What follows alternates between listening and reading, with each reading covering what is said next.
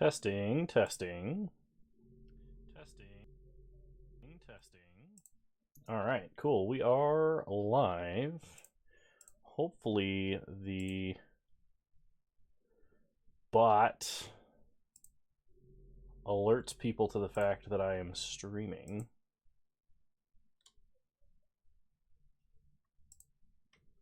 Let me make sure. Cool.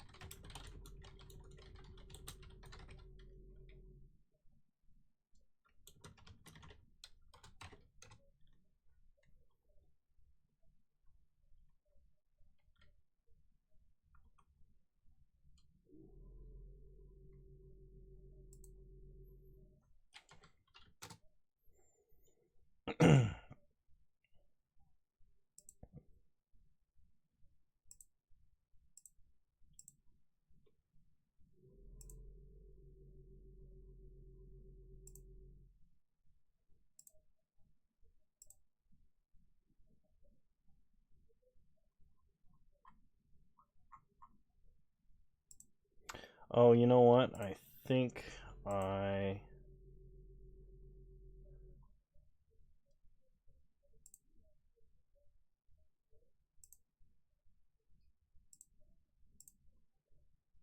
I messed up his permissions again. I'm still working on trying to get the bot to alert people in Discord. So, alright. Let's take a look at... Oh my gosh. What's all the events going on soon? I mean, I won't be able to attend them as I will likely be traveling very soon. So there's probably going to be an uptick in pre-recorded content for me on YouTube, and I might miss next week's stream, or it might be later in the week. But for now, we are going to look at brewing up some meme decks, and I was going to start by looking at pitch control, just to get some inspiration. This is one of my favorite decks of my own design. And basically, the idea with pitch control is you have a whole bunch of stuff that happens on turn 0, like you have Chancellors of the Annex and Chancellor of the Dross. Then, after you use them for their opening effects, you can use things like Shining Shoal and Sickening Shoal, or Soul Spike to exile them from your hand. You also have Ley Lines of Sanctity and the Void, so that you can do stuff before the game starts. But I'm kind of wondering... I'm going to open a new copy of this deck. I think we're going to try making a mostly white version. Or, I mean, we're going to remove the black pitch cards from this, and we're going to go with a lot heavier white pitch cards, because I've got a few that actually may matter here. So, the problem with this deck is Leyline of the Void is really good, but this like Soul Spike Chancellor shenanigans is not. So, I think what I'm going to do is we're going to go up to the 4th Shining Shoal. Cramon Cat, welcome. How's it going? We're going to cut the Chancellor of the Dross. I like, well, maybe at least one of them for the other Chancellor of the Annex.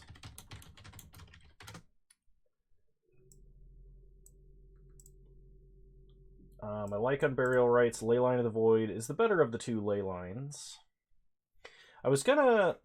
One of the recent decks I played, I think it was Mardu Pox, gave me some idea of something I should do. Oh, I think it was Smiting Helix was the other card I was looking at, but this is not really the deck for that.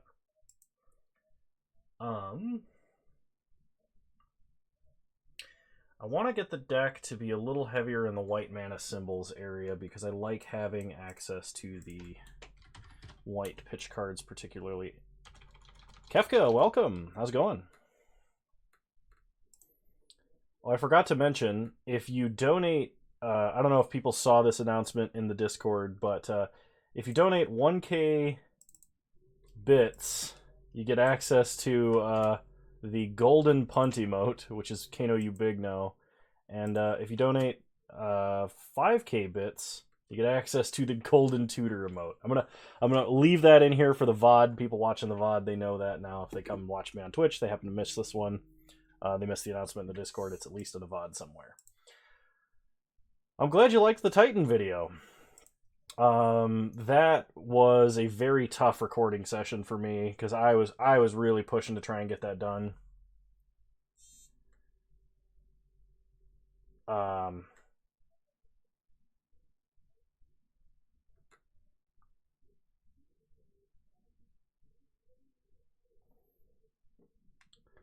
Sorry, my brother is texting me. So let's see. I was gonna look for Exile a white card.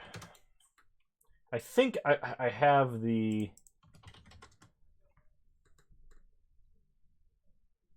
I think I have the only white pitch cards that exist right now.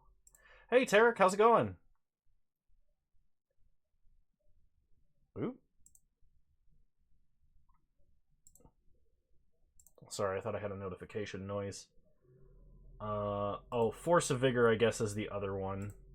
But this is not really a Force of Vigor deck.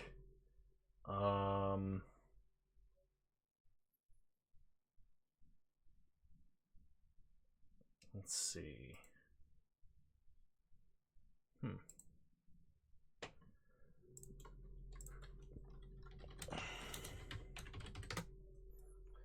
Just looking for some interesting cards to play in this abomination of a deck. I'm going to be playing a little bit of pitch control, but I'm playing with the numbers because I like the white pitch spells more than I like the black pitch spells. Do you think after Kaldheim there'll be some good janky elves builds? I'd love to see that. I'm not sure. I know that there's they printed a new Elf Lord, but it's only available in the Commander like set of cards for Kaldheim, I think.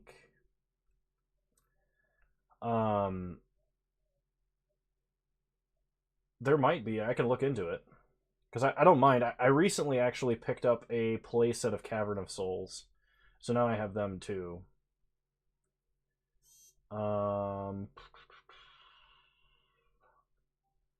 Trying to think if there's any other good like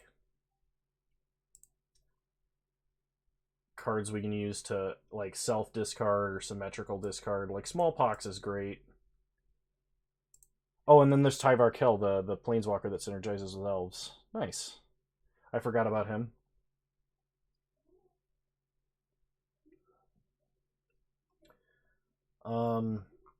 The only other card I can think of that's kind of memey would be the Mind. I think it's Mind Rake. Yeah, it's Mind Rake.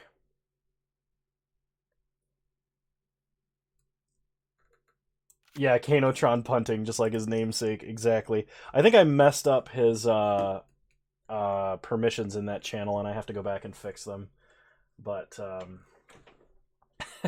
that would be it. Whatever the problem is, it's totally my fault.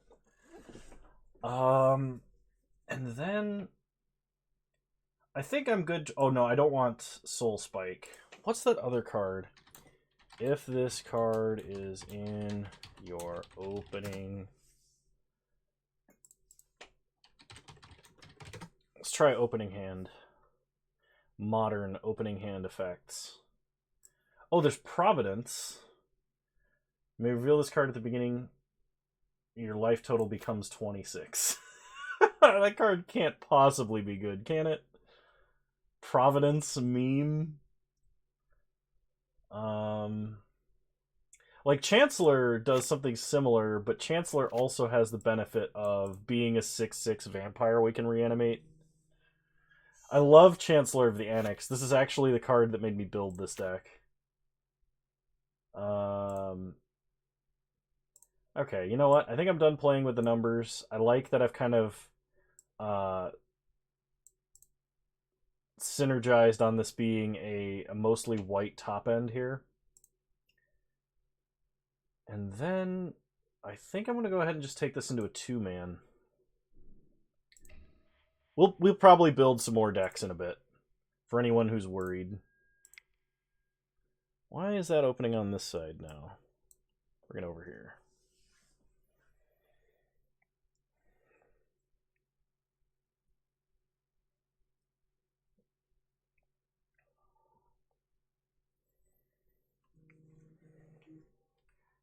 I saw a recent Tybalt's Trickery deck.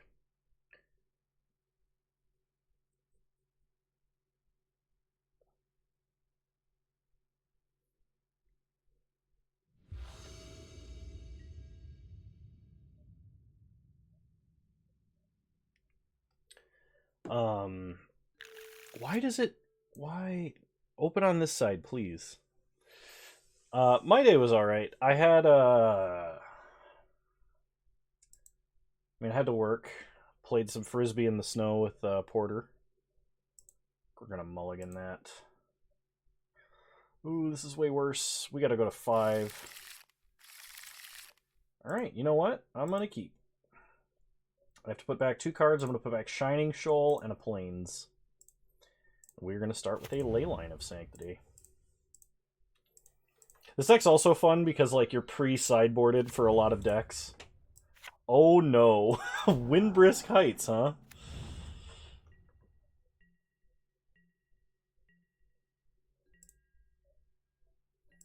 Okay, we draw Inquisition. So we're going to go ahead and start Urborg. Give him the old Inquiry here. Opponent has Path to Exile, which is a completely dead card against us. They have Champion, Knight of the White Orchid, and Luris. I'm going to take Luris from them because we are smallpoxing next turn. I guess I could have taken Knight of the White Orchid because they will kind of get a rampant growth out of that. But they have to pick what they want to play here, and they want to play Champion. They play Champion and a Plains, and then they play a Serra Ascendant. So this is like a Martyr proc kind of deck, maybe. We draw Godless Shrine, play Flagstones, Smallpox. We will pitch Godless Shrine here. Opponent has to discard. They're probably going to discard Path. Yep. We sack Flagstones.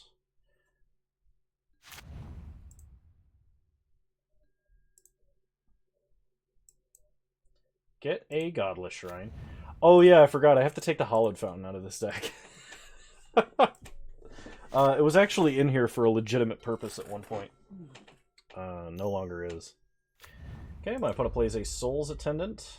Does not have another Plains. They kept Knight of the White Orchid as a catch-up mechanic. We untap. Draw Elish Norn, which is not really the kind of card you want to be top-decking. Pass the turn. Alright, opponent untaps. They draw Plains, so they can play Knight of the White Orchid. Which I didn't realize was a human. For some reason I was thinking it was a Kithkin. This is main deck, Raelin. We're playing pitch control right now. Welcome to the stream. Alright, opponent hits us for 5. We go down to 11.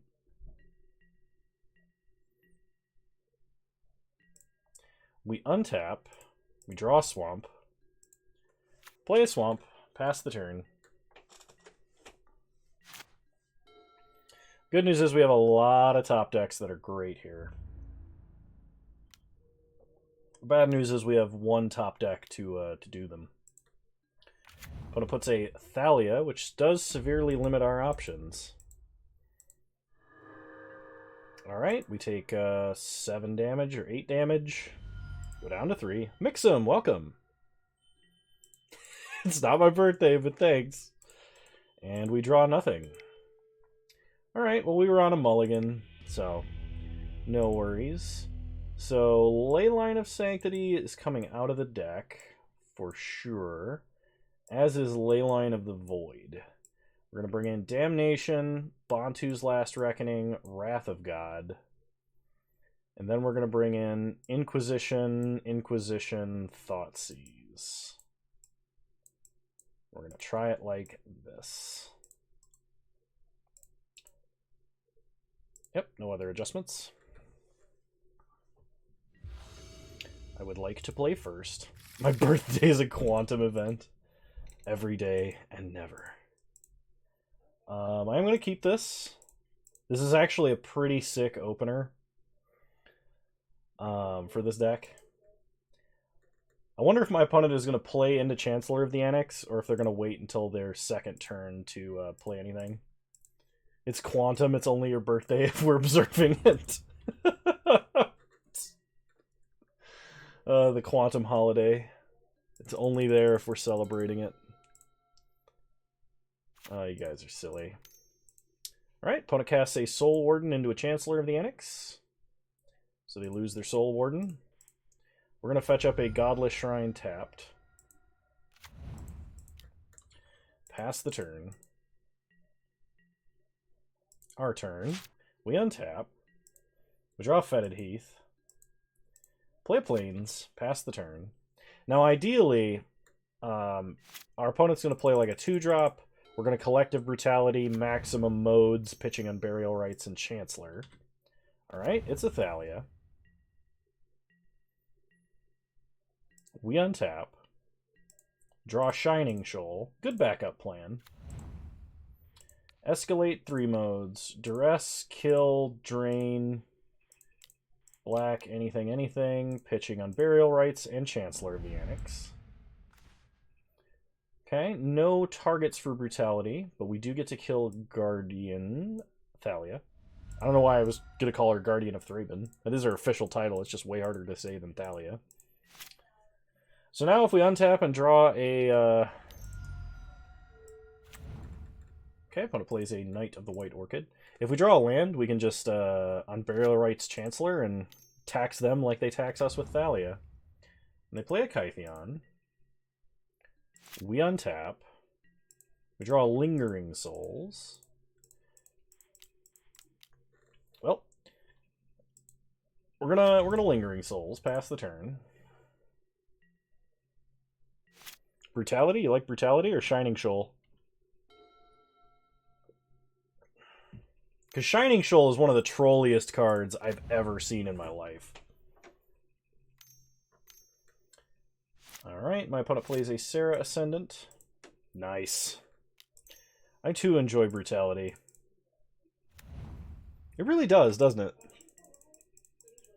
It's a burn spell, it's a... Okay, opponent does not attack with Kytheon. We are going to chump, because if we top deck a land, we're going to just Wrath of God. No sense in using Shining Shoal here. We also don't know what's in our opponent's hand now. They've played everything we know about. We draw another Chancellor, which is going to be a great Shining Shoal. Logan, welcome! Glad to have you. Yeah, I just got a YouTube comment from you, and I was like, I'm live right now! I think I'm going to wait on this, this Lingering Souls here.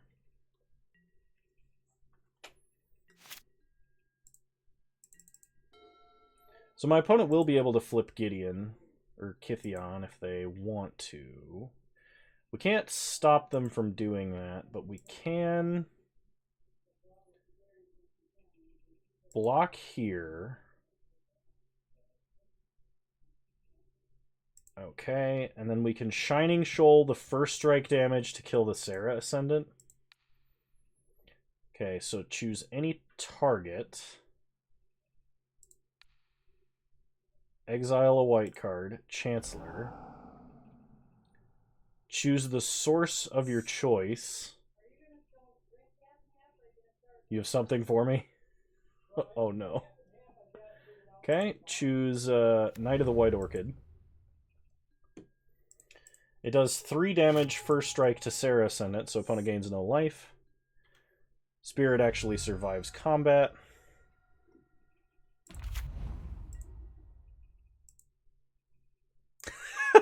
Kanotron finally alerts the channel like 10 minutes late. Been toying with your final meta list for Ad Nauseam and playing a Visions with 4x Visions and 4x Slight. Also not sure of Thoughtseize numbers in the side.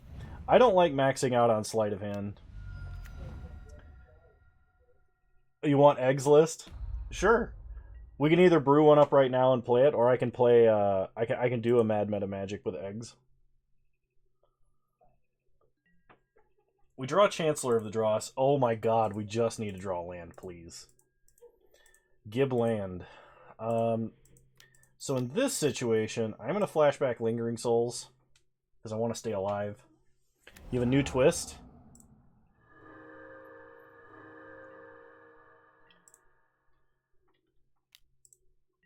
And what would that be?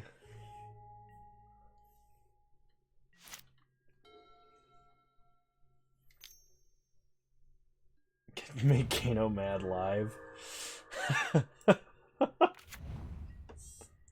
Okay, opponent animates Gideon. They're going to tag with a lot. So we're going to block here, and we're going to block here. Oh, the Mystic Sanctuary thing? Sigma, welcome.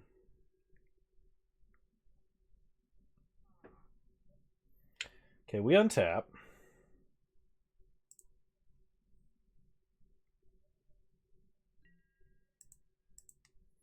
Oh my god, just let me draw a land. This is turn 4 in a row where we've not drawn a land and we need it. I have another Shining Shoal. I can Shining Shoal Sorin to do some stupid shenanigans. Alright. Opponent animates Gideon. He's indestructible. Prevent all damage that would be dealt to him.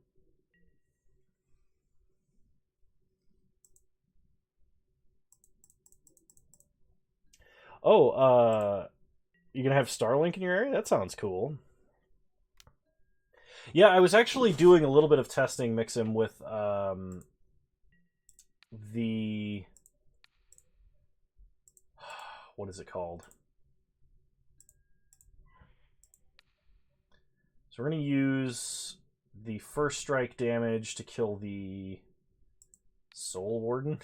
Pitching Sorin. Well, actually, I can prevent the damage from Gideon. It doesn't prevent all the damage, but it prevents all but one.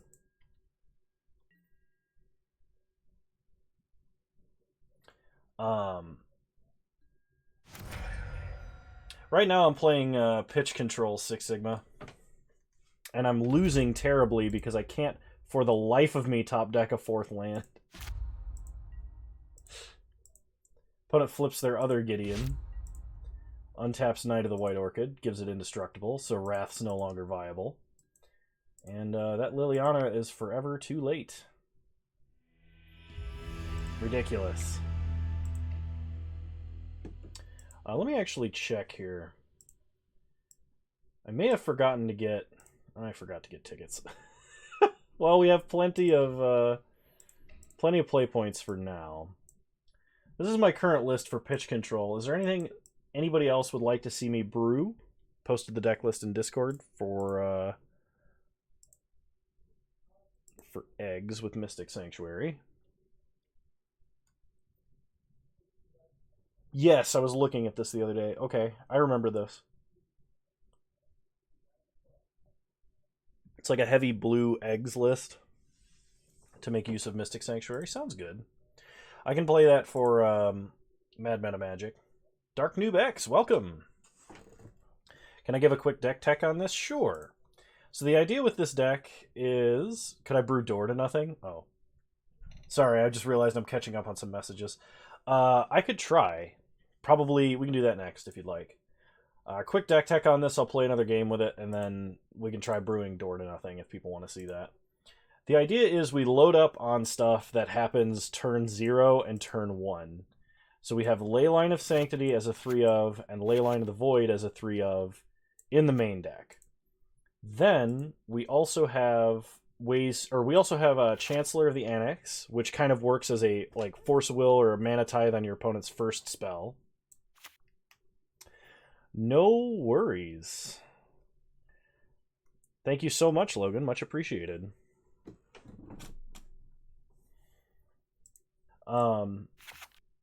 We're playing Chancellor of the Annex, so we mana tie their opponent's first spell, and we play Chancellor of the Dross as like a free lightning helix at the beginning of the game to help offset our life total versus aggro.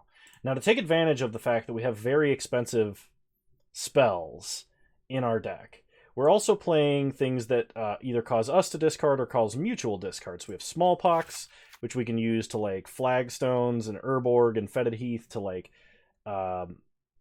kill your opponent's first creature, take out their land early, waste their resources, and we kind of take advantage of that by like discarding a Lingering Souls or discarding a Chancellor. We have Unburial Rites, so we can reanimate stuff from the grave. If Chancellor, is not doing enough, or we draw an extra copy of Leyline, we can pitch it to Shining Shoal, which redirects X damage for free. It's kind of like Nourishing Shoal, but it redirects X damage, where X is the CMC of the white card you exile for it. We also have Sunscour, which is a free Wrath if you exile 2 white cards. I can try playing Merfolk. I'm not very good at Merfolk at all. And then we also have like Elishnor and Iona as reanimator targets. In the right modern metagame, this deck is like unbeatable. I brewed it up to play against the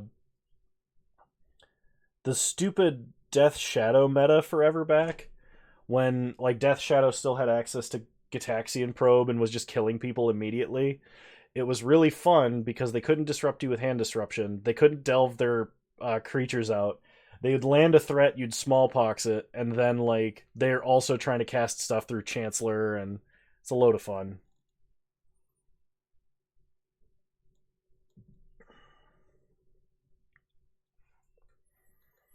I was hoping to do some Kaldheim stuff today, but I guess it's not out yet.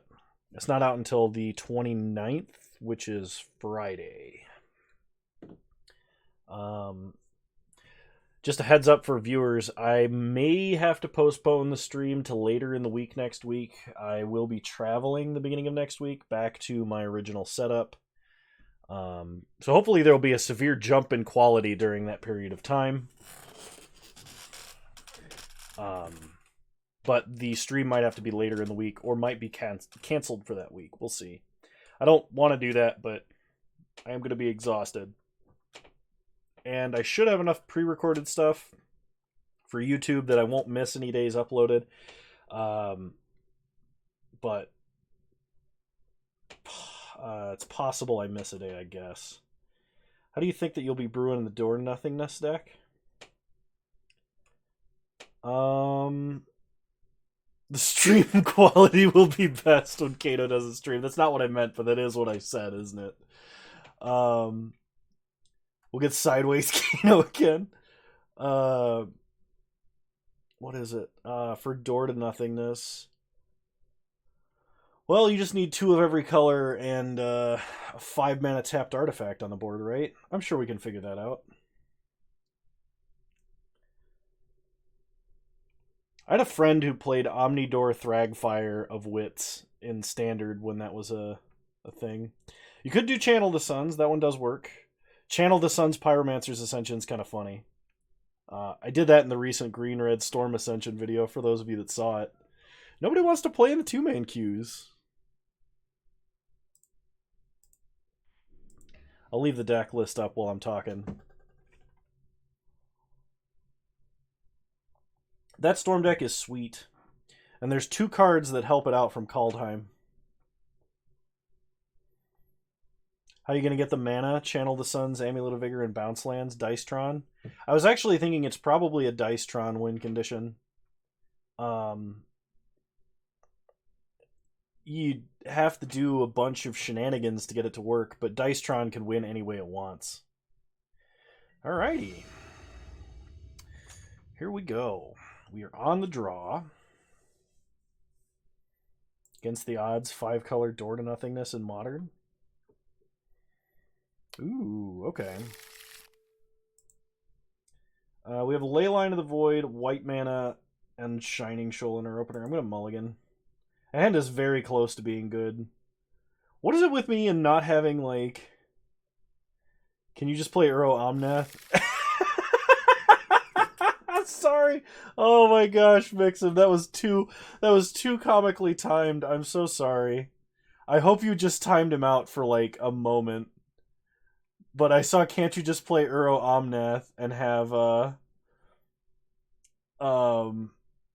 Door to Nothingness as a win more and immediately getting banned for that comment.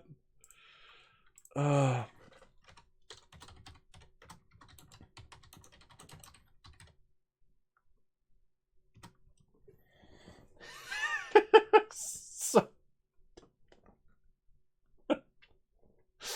Oh, that was funny.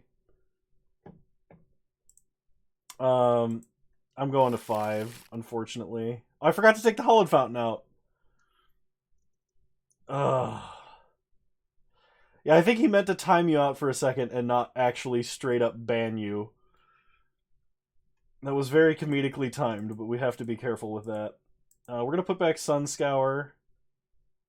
And, I think Collective Brutality with... Well... No, I gotta put back Shining Shoal because I need Collective Brutality here. We're gonna put back Shining Shoal and Sun Scour.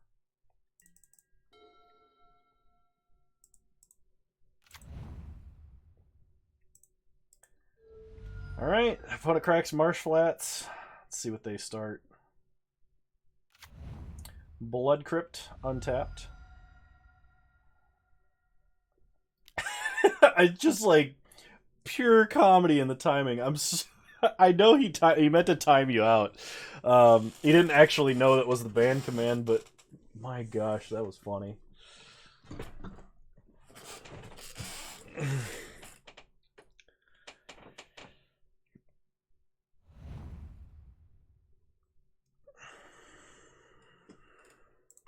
So my opponent takes the Inquisition. You thought that was only the ban command for Minecraft? Interesting. Play Hollowed Fountain tapped. Pass the turn.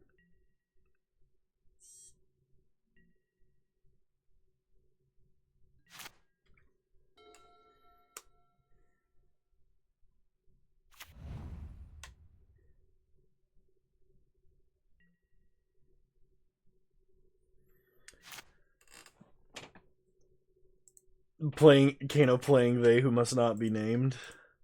Well, one of those two is in tomorrow's Mad Meta Magic. Regrettably. Okay, so we are going to... We're going to 2-mode. Pitching Chancellor of the Dross. They Who Must Not Be Named. Opponent has Scourge of the Skyclaves and nothing else. Well, if we can stick Liliana of the Veil, we're in a good place.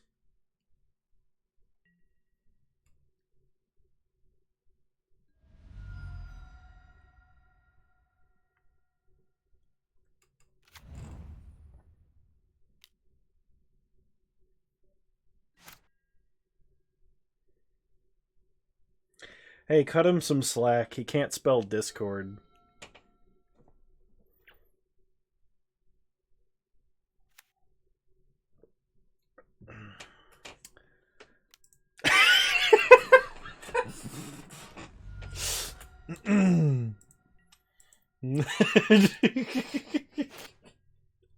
Oh, man. Alright, we untap. We draw Collective Brutality. I don't know what lands my opponent has played, but they only have 3 cards left in their hand. So, I'm assuming they played the Swamp. They're still holding the Scourge. Alright, pass the turn. Opponent may have... They didn't put Luris into their hand, not yet. They play a Blood Crypt. They shock it.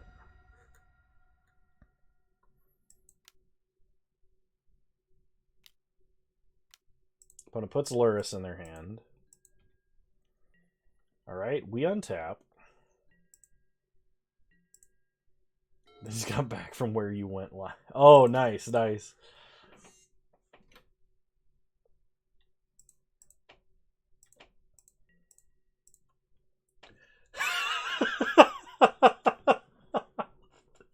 Yeah, isn't it horrible, Sigma? Like, oh my god. I've had so many experiences as a content creator where it's just like, oh, Kano, he doesn't read the cards, so you need to be sure that you read the cards, Kano. You can't possibly mess this up. And then you mess it up in some new and fantastical way, and it only confirms everyone's suspicions. I apparently have not gotten the notification, but Logan Colrose did give me a I think it's a Prime subscription, so much appreciated, sir. I think I misunderstood what he said when he came over here, but tonight we're learning that Kano cannot draw lands. You are correct. I cannot. Hey, a land. All right, so we're gonna play Godless Shrine tapped. We're just gonna one mode to kill Luris.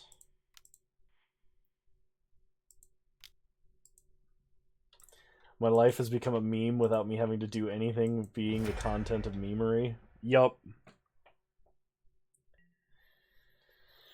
Welcome to the dank meme dream team. Yeah, then I get to harass you.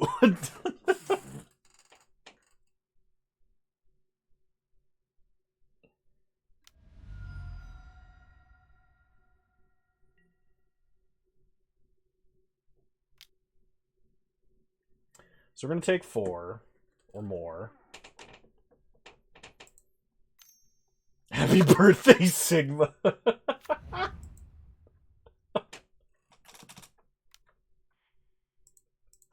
Oh, I love it. Oh my god.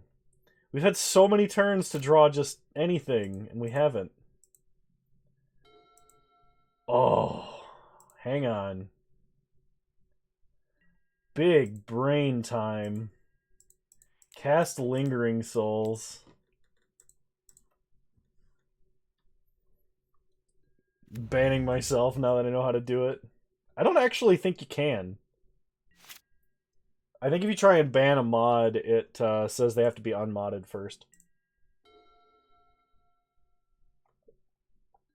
Big brain, big no. Don't put that cursed image in my head. I can't actually make the Scourges kill themselves because the Scourges... I don't know if they can or can't, actually. It might have to be the streamer. The Scourges... We can only prevent 4 damage with Leyline of Sanctity.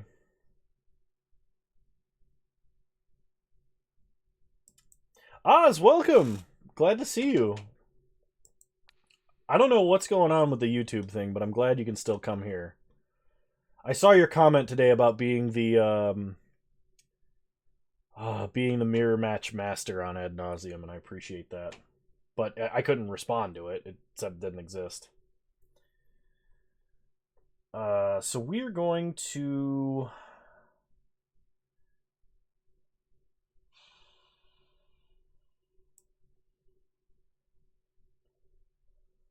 What are we doing here?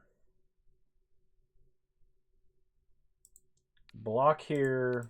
Block here. I can make Shadow kill itself. I was hoping to maybe use Shoal to... I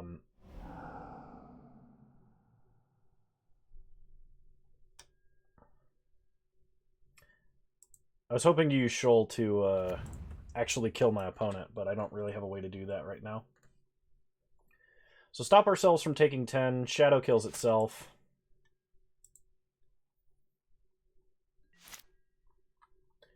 We untap. We draw Sorin. So we flashback Lingering Souls. We can fog for 1 more turn. Oh, you missed it, Oz. Mixum was like, hey, Kano, how do you feel about playing Uro Omnath with Door to Nothingness as a meme top end? And he was banned immediately. Oh, I should make Omnath a forbidden word on the channel. I think that'd be funny. The Bamister? The Bammerster? Alright, we're gonna block here, and we're gonna block here. Nope. Nope. We need to trade here. Alright, opponent sacks to draw a card.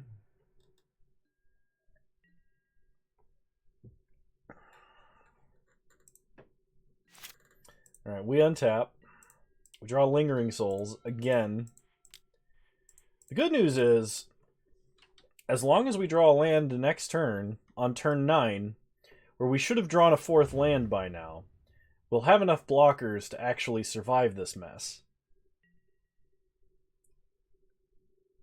I'm pretty sure this... How many lands does this deck run? This deck plays 22 lands, and some number of them are fetch lands. But, like... Yeah, it's just at 6 Sigma, ban me.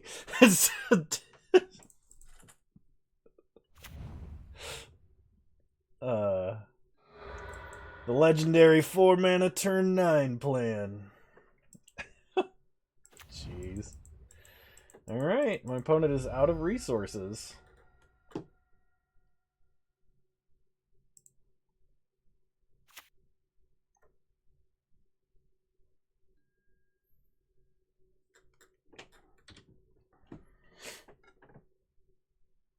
Opponent attacks for 20. Alright, we chump. And we chump.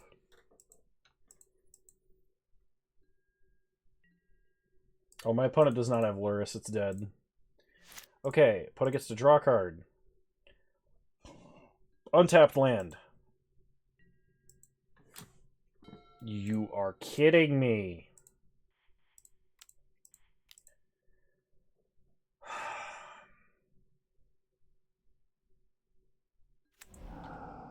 Go to combat.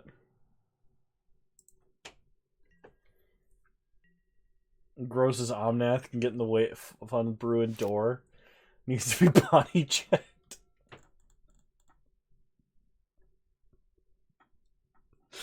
Oh man, this is like my opponent's deck is a deck that I built this deck to beat. I mean, it's a variation on the deck that I built this deck to beat, but like,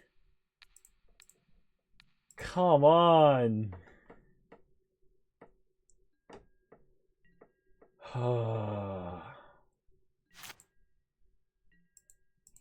And it's finally turn 10. 7 turns after I played my last land, we draw a tap land.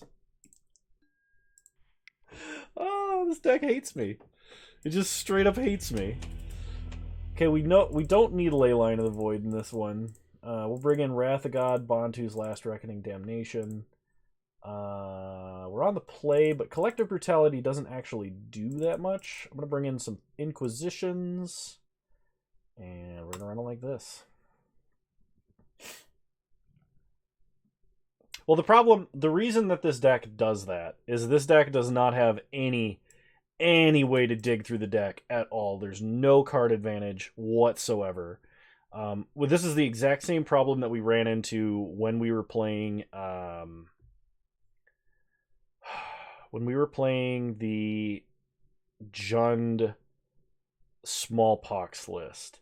It's that we could not, while we had these really powerful attrition tools, we could not actually draw cards in our deck and dig to the cards that we needed, which is like super critical right now in Modern. I'm going to keep this, even though it kind of starts the life loss train for my opponent early. This deck and your chat probably feel the same, that they hate me. So we start off with a free Lightning Helix, which helps my opponent get to Death Shadow, but also keeps us away from them playing the Scourge of the Skyclaves. So play Godless Shrine past the turn. You have a second Discord group where you guys just rag on me all the time. Oh, man.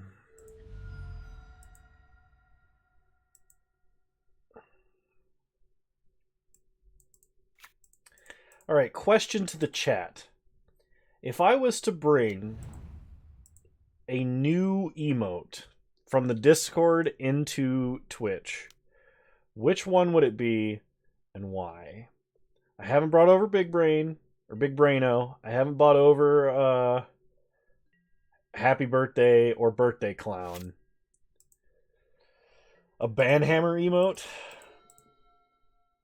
Sigma needs it. Oh, it's dedicated to Kano's surprise birthday party. I see. Let's see. We're going to play a swamp and we're going to smallpox here.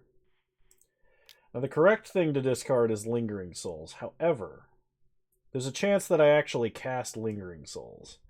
So what I'm going to do is I'm going to pitch... I'm going to pitch Chancellor of the Dross.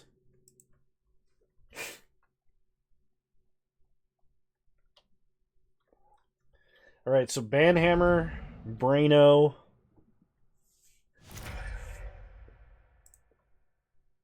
He might just be drunk. Alright, pass the turn. My opponent discarded a land, so that's probably good news for our game plan.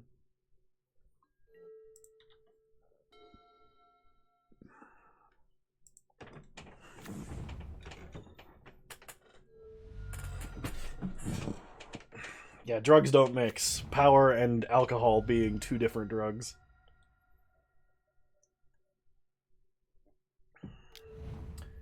Opponent just repeats their turn 1. Hitting us down to 20.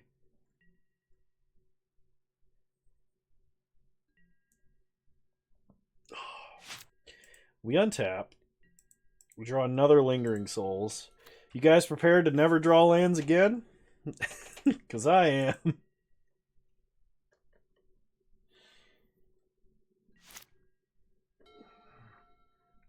We do have reanimation in the deck. We have some unburial rights to like get back our chancellors and stuff like that. We're getting Thought Seized, which save for 1 card could only improve our hand.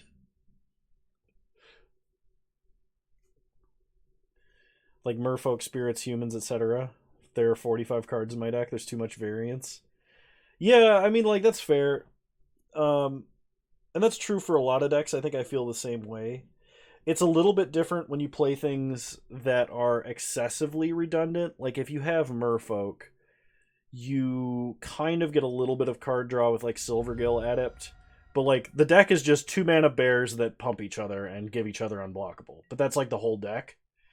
I more agree with, like, Spirits, Humans being way too variable for my tastes. It's one reason why I don't like Death and Taxes that much. Smallpox needs more lands than normal. So we have at least 25, 26. We have 22 in this list. Because generally we curve out at 3. And I know you guys are seeing like, Kano, you have a 7-drop in your hand. Shut up. It's like, no, we don't cast this. We exile it from our hand for free.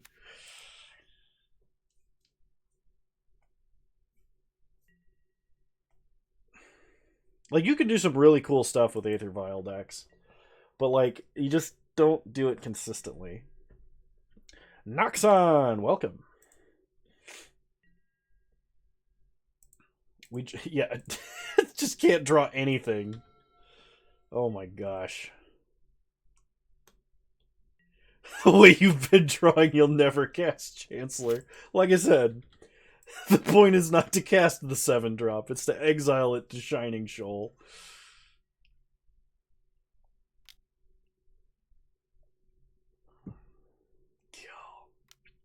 Noxon, can you check and see if you have access to the 1k or 10k bits emotes? They're golden versions of the punt emote and the skeleton tutor emote. You should have access to them. Alright, alright. Yep, we're done.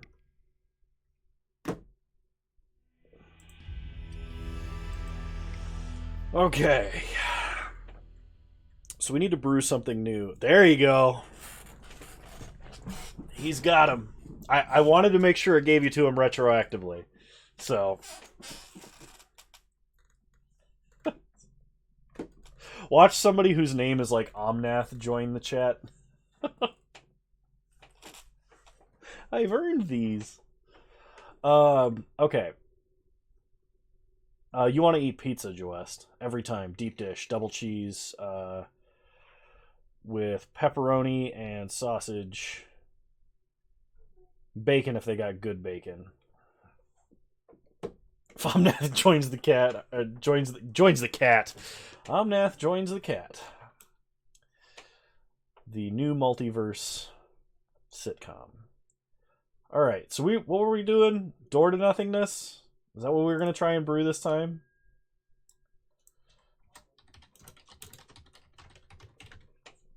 Let's do Door to Nothingness. All right. Phonics 2,241,000, Kano 0. When you said cat, I almost had a heart attack thinking I misspelled.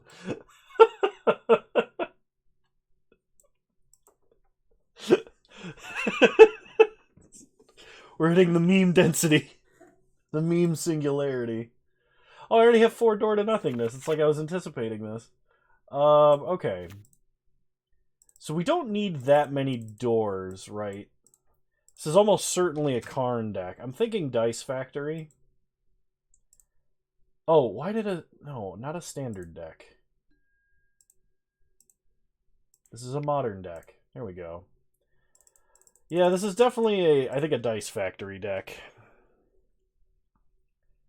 So we need, like, Voltaic Key.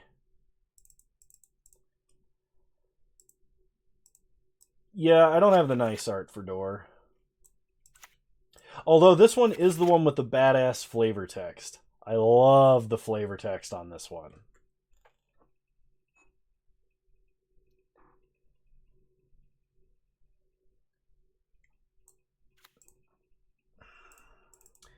Yeah, probably just one in the side, one in the main. The edge. It's edgier than bismuth.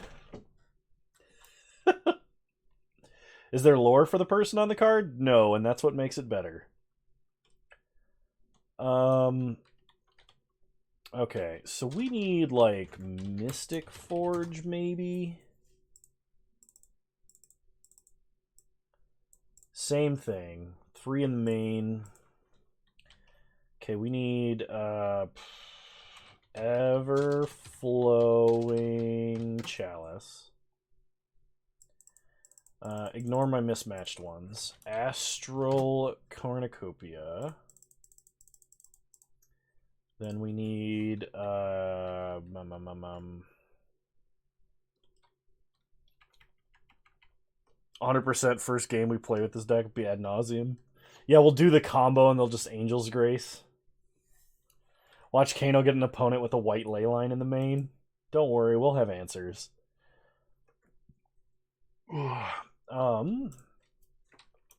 So we need... What is those artifacts? Why can't I think of them? Core Tapper. Surge Node. Thanks, Mixim.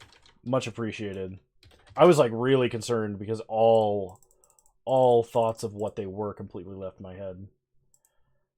Core Tapper, Surge Node. We need...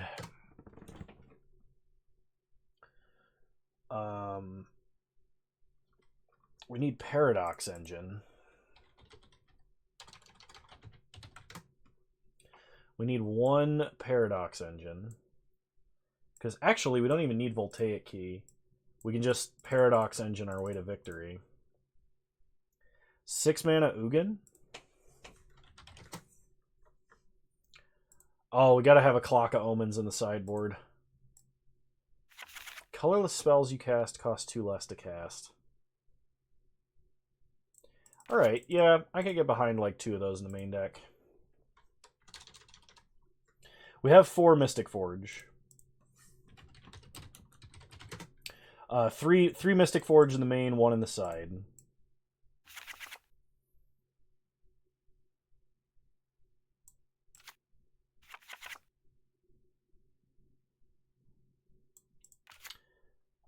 I'll do the cooled mirror. Main board 2 Clock of Omens? Okay. Sure.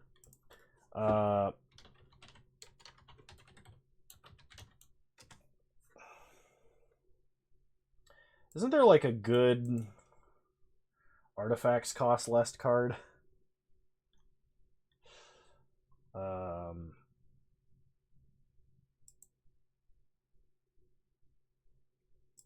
We could sideboard into Metalwork Colossus. That'd be hilarious. Okay, so this is definitely a Darksteel Citadel deck. I'm pretty sure. We can have one in the side so we can wish for a land. Inventor's Fair. Oh, Ethereum Sculptor is the one I'm thinking of, yeah. Do I not have Inventor's Fair? Or am I just spelling things terribly wrong? I do not have Inventor's Fair. Sideboard the Madcap combo? I mean, we'd only ever reveal, like, one card. What the...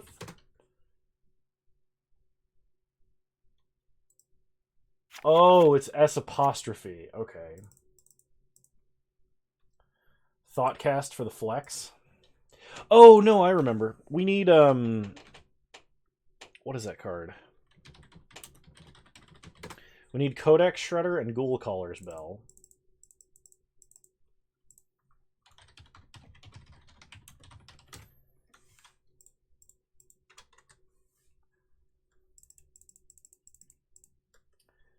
And now we need a lot of lands. I could see a tome.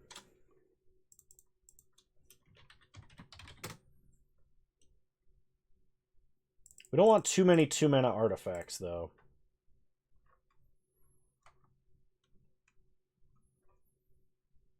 I do have 28 Ghoul Caller's Bell, because back in the day I used to draft Innistrad a lot. And Mill was my favorite thing to draft, because it was hilarious. Feeling of Dread plus Ghoul Caller's Bell. Best limited combo ever. Oh yeah, the Tron lands. Do we need map? Do we really need map? Can we not just like luck sack into Tron like Richard Garfield intended?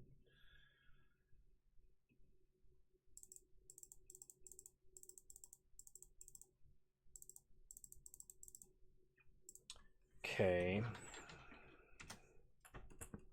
There's no reason not to play green for Ancient Stirrings, though. The nice guy Tron.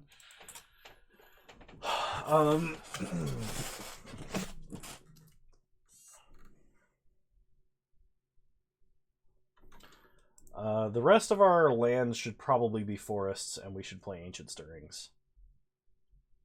Trying so hard not to mistype. It's harder when you're drinking, isn't it? You've only seen me mistype like 35 times today, and I've only been streaming for 58 minutes.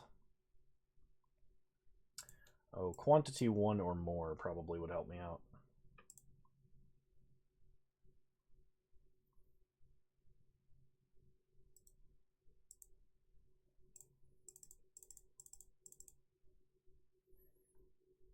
Buried Ruins and Blast Zone. Can we get a phonics command for when Kano mistypes? Phonics is not for me mistyping. Phonics is for me not reading.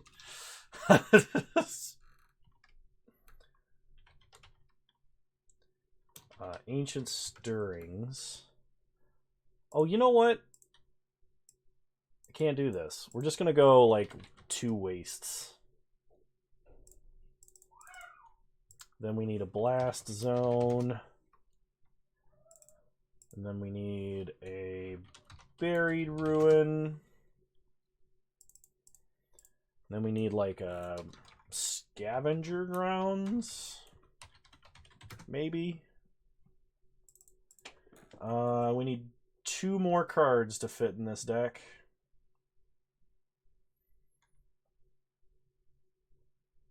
Probably 1 land and 1 non-land.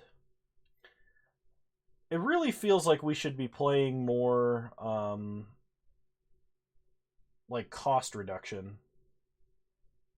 Everflowing Chalice is in the deck. Mikokoro?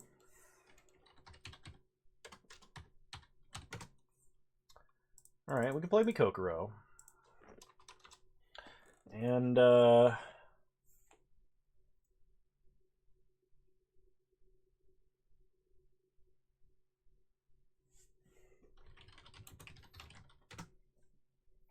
that land that's a 3-mana draw if you're Hellbent? Oh, Seagate Wreckage. Yeah, but we shouldn't be Hellbent. Chromatic Orrery. 7-mana legendary artifact. You may spend mana as though it were mana of any color. Oh yeah, how are we going to actually get any color? We just... Oh, I know what we were going to do. We were going to... Astral Cornucopia taps for colored mana. Though I do like Chromatic Orrery. Its second ability would never be active, though. So let's look for... One sec. Let's look for charge counter. Type... Artifact. CMC 0 to 3. So there's Power Conduit, which can take counters off of stuff and put them on other stuff. We have Energy Chamber, which can put a charge counter on any non-creature artifact. Pentad Prism doesn't work because we don't have colors of mana, though putting counters on Pentad Prism gives us burst mana. It's not as good as Everflowing Chalice and Astral Cornucopia. Shriekhorn. No, if you want to mill with charge counters, use Grind Clock, man. Grind Clock is a way faster win condition in this deck. I have played, in different variations of Dicetron, I have played Grind Clock, Otherworldly Atlas, Magistrate Scepter, and Golem Foundry and Darksteel Reactor, all as my win conditions. Each one of them works. Technically, we don't even need another win condition because we already have Codex Shredder and Paradox Engine, which is generally going to be enough. But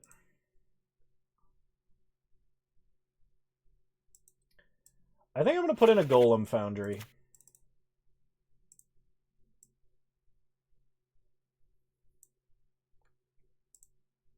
Are you not going to use the fact that all of these cards are artifacts?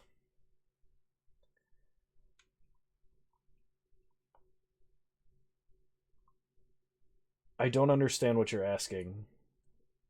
What's the Sundrop card again? Oh, Sun Droplet. To gain life? Alright, we're going to build a wish board. Play like Affinity? No, we're not going to do that. Affinity is now only one deck, unfortunately, and it's that deck I was playing the other day, Manaless Affinity. Sundering Titan. What else? What else do they put in wish boards? I would say Chalice of the Void, but that's probably not prudent.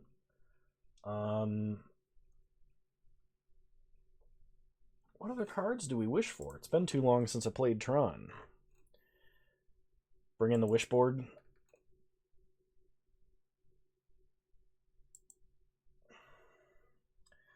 Spyglass, Ensnaring Bridge, Trinisphere.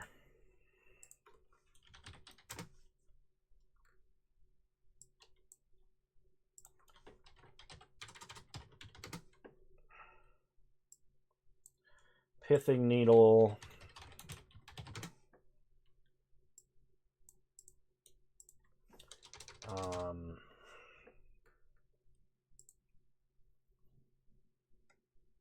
Walking Ballista, Elixir, and then like some sort of Grave Hate.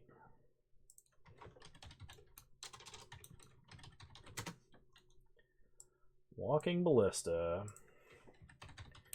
Elixir of Immortality. Then we need like Tormod's Crypt. say relic. Yeah, well, we're basically just colorless, so there's no reason to not just have a full wish board, I think. Skyclave relic. Oh, okay. Wishtron had that many slots. Oh, I will need spatial contortion in the side. All right.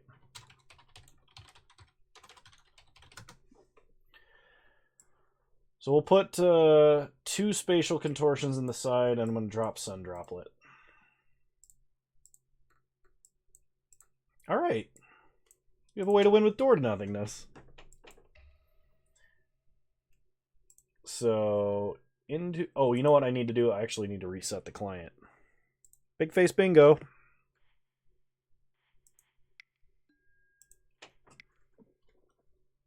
And multiple relics to actually side in. We don't need multiple relics here. I've got my, like, Donald Trump hair going on right now, I guess. There's this one swoop sitting on top of my head.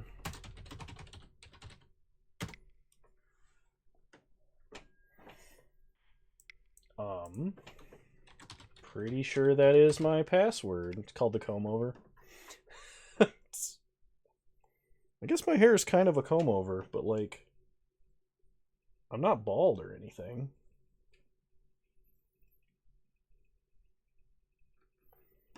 It's because I'm like 893 years old. Is Kano's birthday his password? No, it is not. How would anyone guess it?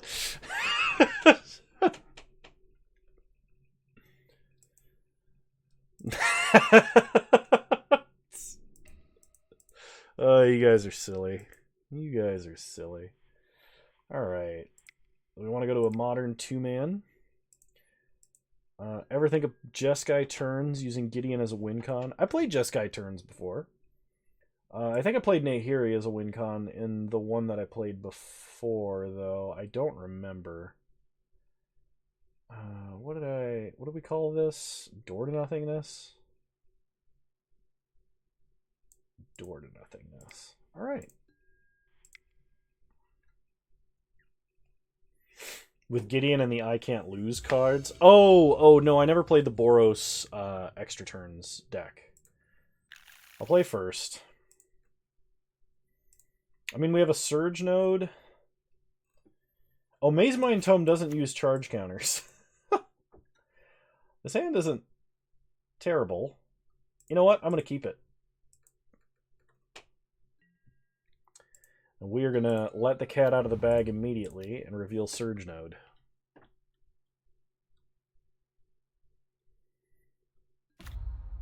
Pass the turn. Yeah, probably not. You're right. Opponent starts Eldrazi Temple.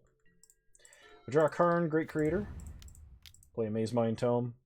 Because we need to start manipulating our top decks.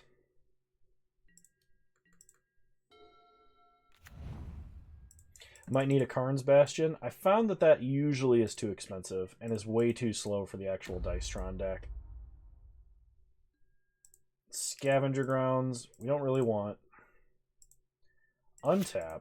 Scry on our upkeep. Because if we can get a power plant, we're just good to go. Urza's Tower to the bottom. We draw Codex Shredder. So play Tower, play Core Tapper, and play Codex Shredder.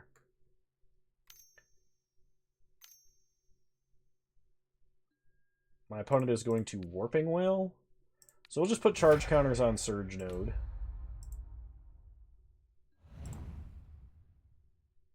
And I'm going to mill my opponent. We mill a Relic.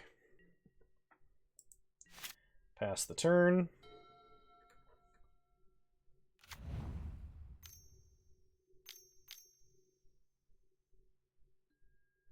Opponent plays a Thought-Knot Seer. So they can take Karn from us.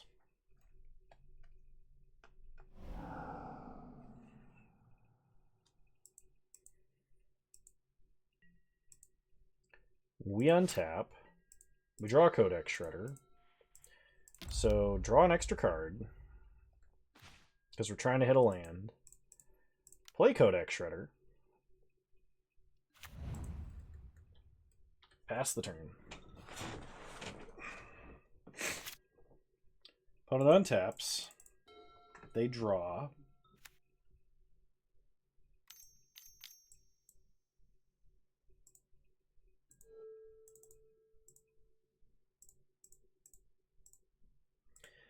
Another Thought-Knot Seer. The legendary turn 9 4 mana. Oh, man. When it goes to combat, they attack us for 4. The superior colorless deck is winning. Excuse me, my opponent is red-green Eldrazi. Mill our opponent. Mill our opponent.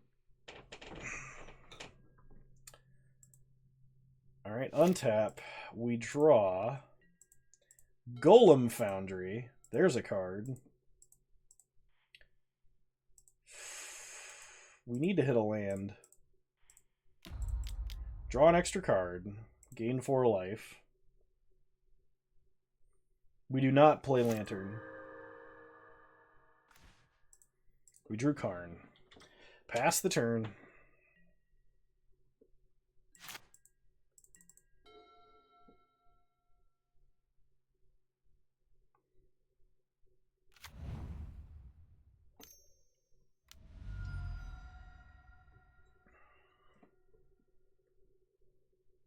We have Shredders because Mystic Forge, when we play Mystic Forge, we can use Shredders to manipulate our top decks.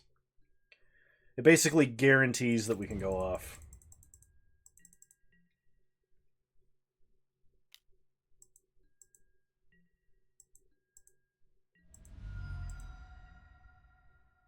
Plus, Shredder can also, if you have a ton of mana, just get you stuff back from your graveyard for free. Mill our opponent.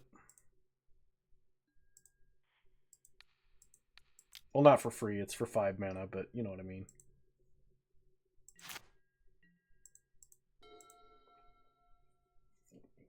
Yes, we will go off 2 turns after we are dead. Astute observation, Oz. I kept a hand with no mana acceleration. We do actually have something we can use to untap door, and it's Paradox Engine. So Spatial Contortion does not kill my opponent's stuff, so we're just going to run it back. Oh, man. It was like a deep pop in the bottom of my spine. Felt good. Alright, we'll play first.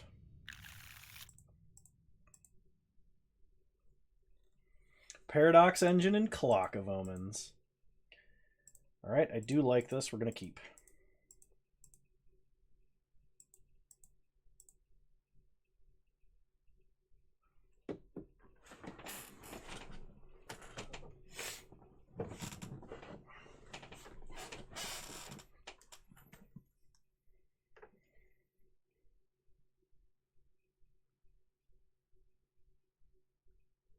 I'm just going to get naturalized and get upset. I know that's what's going to happen.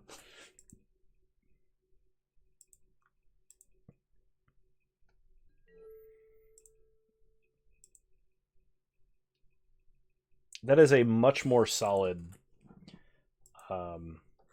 colorless Tron list 6 Sigma. We're going to play Urza's Power Plant. Chalice on 0.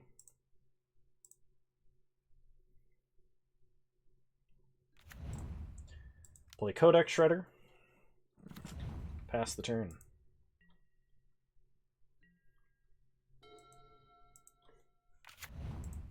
My opponent starts not Carplusen Forest. It's Grove of the Burn Willows. They're going to Alpine Moon us. Well, we weren't worried about actually assembling Tron, so this is fine.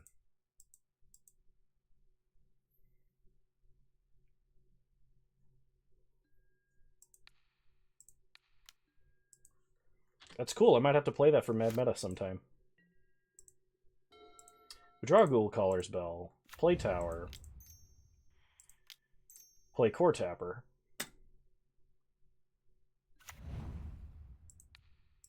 I don't know which art that is.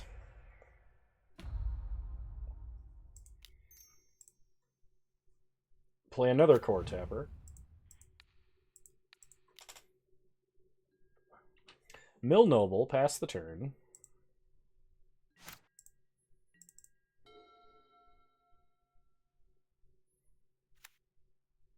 My opponent plays a Wastes. Oh, the only one? Yeah, I can use that. I love Faith's Reward. No, the jerk! You're not supposed to have Naturalize! What did I say was going to happen this game? I'm going to get Naturalized and get upset.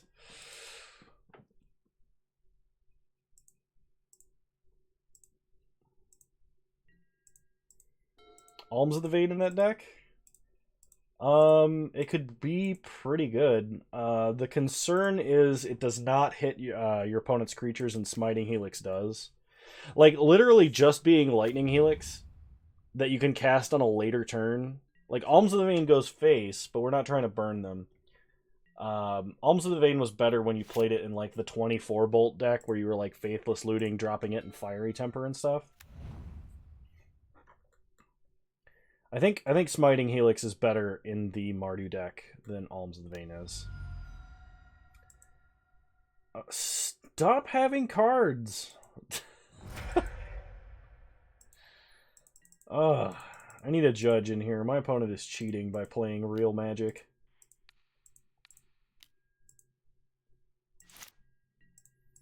You untap and draw a Surge Node. Play Surge Node.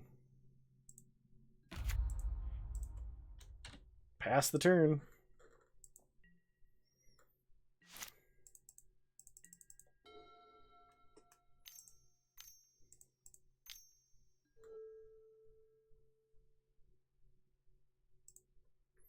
Opponent plays a Matter Reshaper.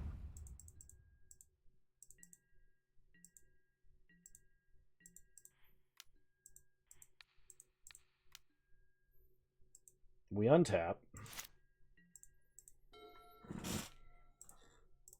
I'm actually even milling extra cards, and I still can't find my lands.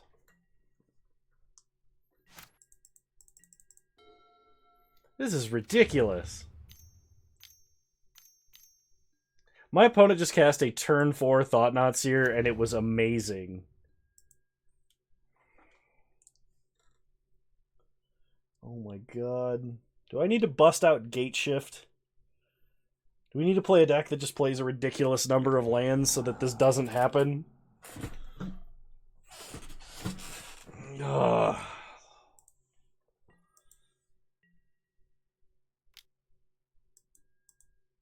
Anacker 3, welcome. We are playing Dice Factory with Door to Nothingness in it. And the idea is we abuse charge counters to get a lot of mana really quickly. And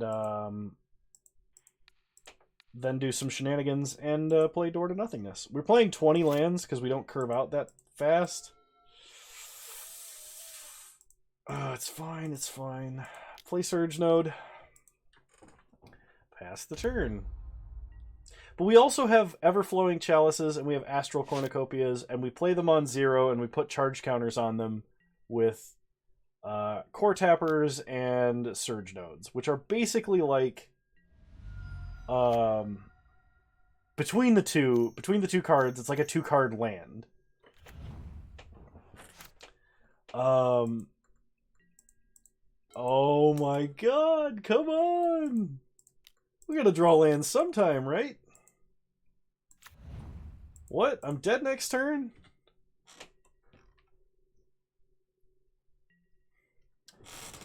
I can feel my sinuses filling up in rage. Or something, but it's giving me a headache.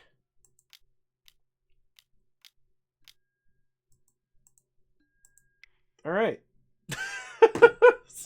So I'm done playing this deck.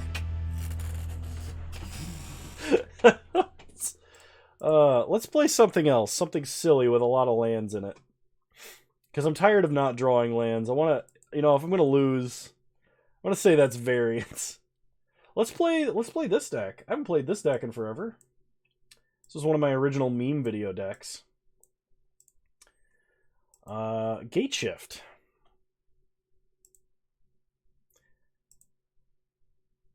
Does anyone remember gate shift? Does anyone object to gate shift?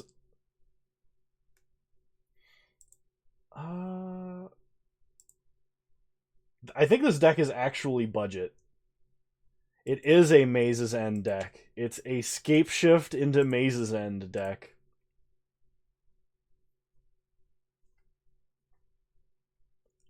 So, the real trick with this one is you play Amulet of Vigor so that all your lands are actually untapped duels. And then you Scape Shift, and all the lands you get are untapped. So Scape Shift basically performs like a ritual. And then you cast Splendid Reclamation, and you get all the lands that you just sacked back from the grave to the battlefield.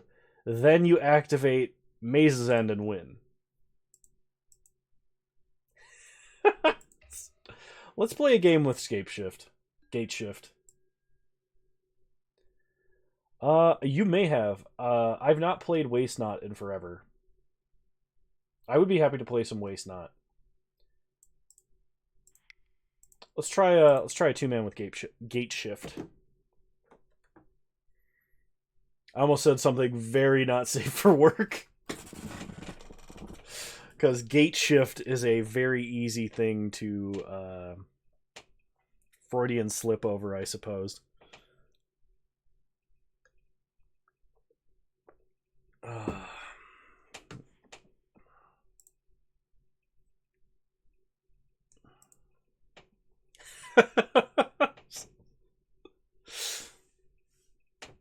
Oh, man.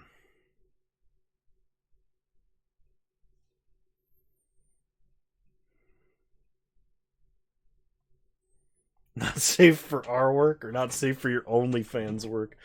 Bone Daddy wanted me to take the oops, can't show that on Discord face that I have and make that into an emote, and we can use it as the Kano OnlyFans emote. I do not have an OnlyFans. For those of you who are new, I do not have a grinder. I do not have any sort of application like either of those. Oh, man.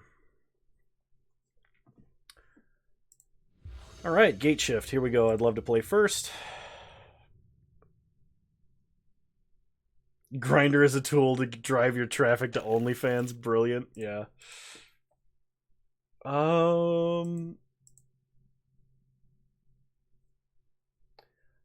Okay, yeah, I can work with this. So we start with Forest Ancient Stirrings, because we're trying to hit an amulet here. Okay, we did not get an amulet, but we do need a second untapped land. So I'm going to take Plaza of Harmony here. When will Kaldheim be available on Moto? To the best of my knowledge, it will be on the 29th, which is this Friday. I thought it was going to be on today, but apparently they just added the cards to Moto ahead of the pre-release. But it's the MTG Arena content creator early access to Kaldheim Day. So that's what's happening today. I draw Bring to Light, so play Plaza of Harmony, and then we're going to explore.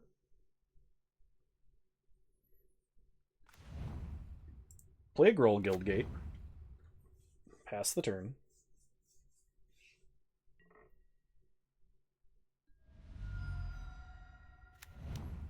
Opponent fetches up a Watery Grave.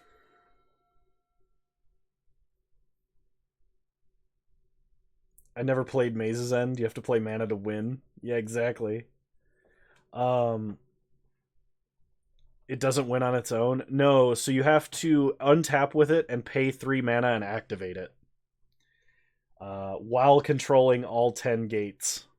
Or 10 gates with different names, I should say. When you don't record a game, do you still find yourself announcing your plays to yourself? No. No, I do not, actually.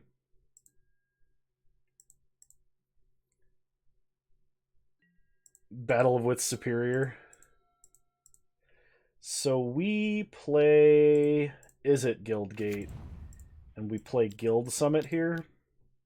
We have no gates to tap. Will I play the Degenerate Trickstery combo on turn or day one? I don't actually think that deck's that good. I think that deck folds to a single counterspell.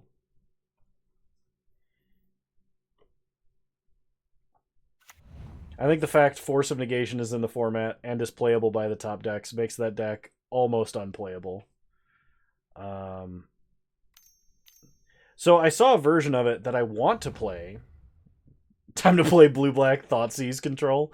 I saw a version of the Tybalt's Trickery deck that I want to play, and all it is a ridiculous pile. It's like Unexpected Results, where every single card in it is just like an 11 drop, and then you have Tybalt's Trickery and Cascade.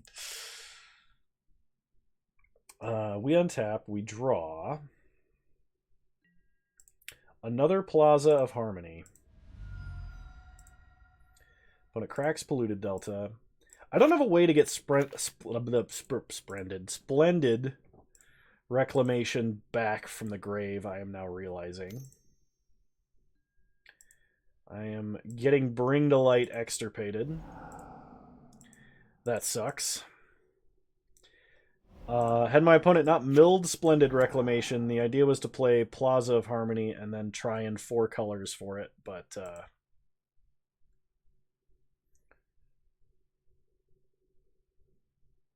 I think it's way overhyped. I think the deck is consistent, I think the deck is fast, but I think it's very fragile.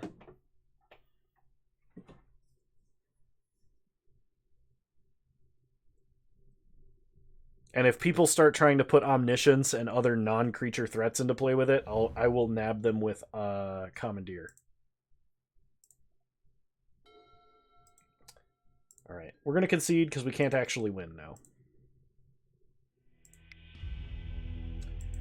So, versus Mill. Do I have a alternate win condition? I do. It's Gatebreaker Ram. So I'm going to cut, actually, a couple Escape Shifts and a couple Guild Summits here. And I'm going to cut Remand in favor of Nature's Claim. We're going to play it like this.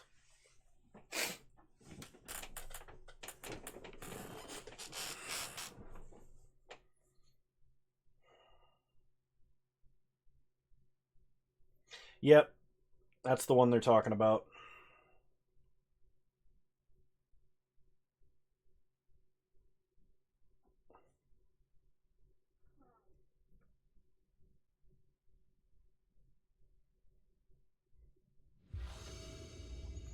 Alright, we'll play first. Did I see the reserved list buyout? No, I didn't, but that doesn't surprise me. Something that is valuable that was promised to never have more supply goes up in price. Imagine my shock. Alright, we're going to keep this. We're going to put back a Bring to Light. We have to hope that our opponent does not mill Splendid Reclamation. As long as they don't do that and we can Bring to Light for it, we're good. So start by playing the Simic Guildgate, pass the turn. The reserve list buyout. So all of the old cards that are on the reserved list for Magic, a bunch of different collectors have gone and bought every publicly available copy, driving up the price because they are not available. So yes, all of the expensive stuff got more expensive because there will never be more of it. And like if you go and search for like Bazaar of Baghdad or a lot of the original duels or any of that stuff, you can't even find them like to play with them. Like you can't purchase them because there's none on the open market. There's no float.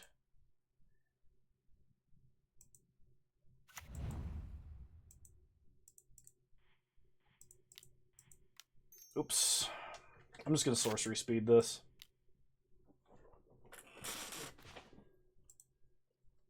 Put an Orzhov Guildgate into play, pass the turn.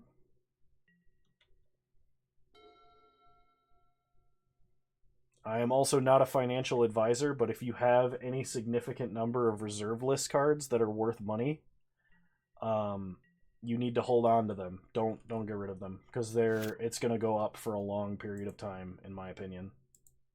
How long till they do away with the reserve list? They said they won't, they can't, and they really don't care. Growth Spiral, we'll put a Rakdos Guildgate into play. Play another Simic Guildgate. And Ancient Stirrings. Despite the fact, for every argument about it being massively flawed, they can't even get sued. There's no legal standing. I think it was the Professor did a video on, or not the Professor, it may have been the Professor.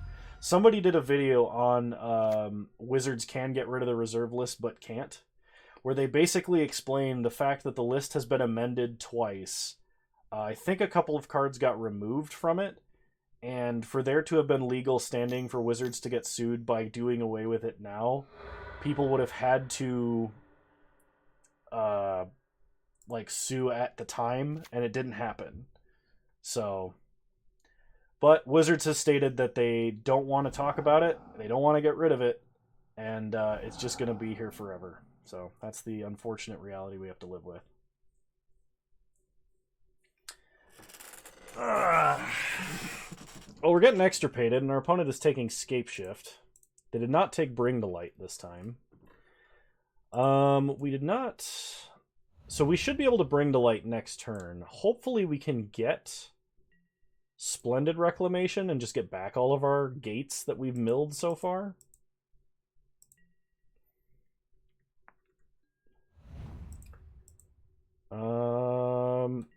Alright, no Splendid Reclamation. We untap. We draw Dimir Guildgate.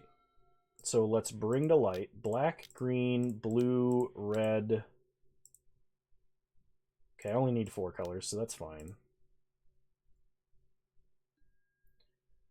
Cast Splendid Reclamation. Get back all of our lands.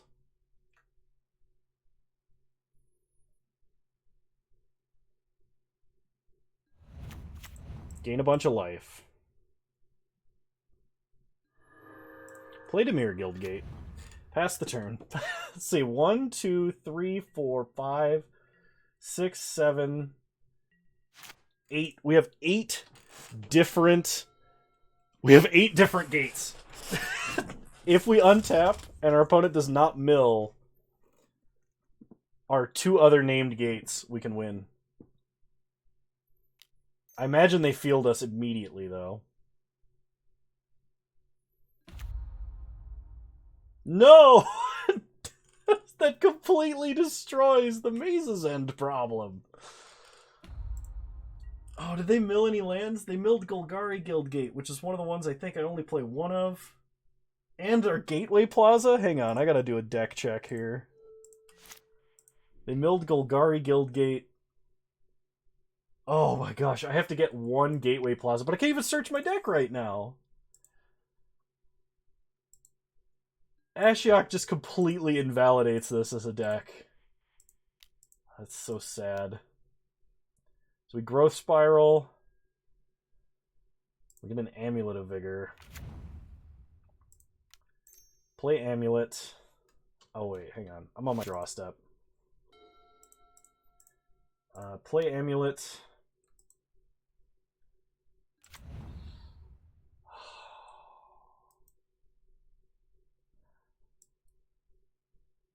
Jeez. Alright. Mill beat us, because it was Mill.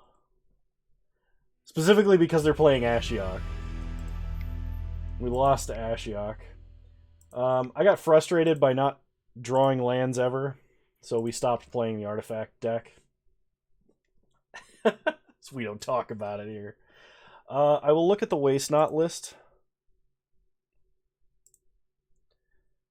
Do I have all the cards for this? I think I have all the cards for this. Let's try building a jank waste not deck here. Format, modern. I'm going to have to use the restroom and take a break. Why don't we have an Emrakul? Good question. There probably should be an... I think it's because I originally built it as like sort of a budget deck. Okay, so going off of Sigma's Waste Not deck here. Some are more jank than others, though.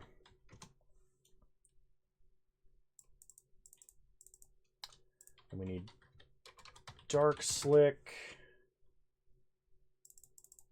This is Grixis Waste Not. We need Gyre Reach. Gyre being a hard word to spell. Island.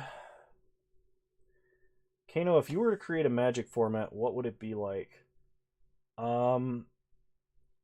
If I were to create a Magic format, it probably would end up looking something like Penny Dreadful does, where you can play some really silly, powerful stuff, and all of the cards that are legal are accessible.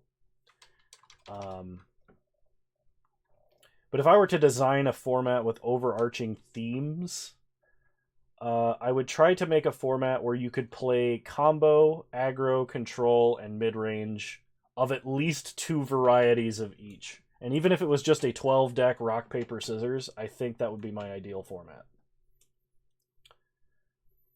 I like... I also think it would be kind of fun to, like... So one of the original reasons why I liked playing Hearthstone was for like Arena. The bad cards were good in Arena. So I'd like to make a format where like you can only play cards that are like terrible, but the measure of subjectivity is huge. So like you'd have to really find a good measuring stick for like how do you determine which cards are terrible. Like Brush Strider as an example. Like this card, do I not have one? Can't believe I don't have a Brush Strider. Seriously? Where is it? Brush Strider. It's a 2-mana green card. Is it not? Oh my goodness. Okay, whatever.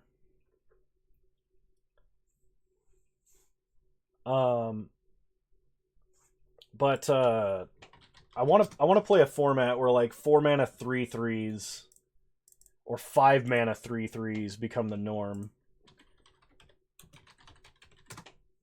Because in a format like that,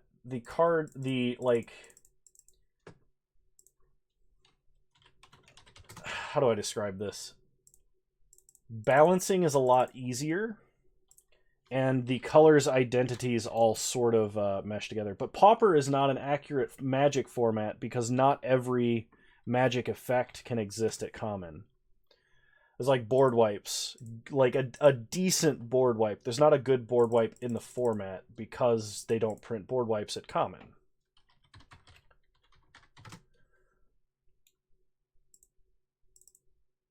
Let's see. 3 Thought Seizes. Place at a Burning Inquiry. No cards that have been in any deck that has won a top 8 big event ever.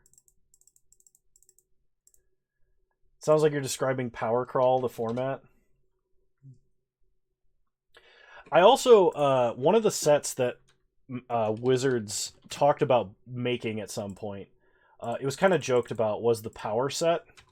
And the idea was building an entire Magic set that would be like, you know, gold or silver borders. That Ancestral Recall would be like the cantrip of the set. And then the rest of the deck was going to be on the power level of Ancestral Recall, but they never went through with it. I think it'd be fun to design a Magic set for like Cube to do that.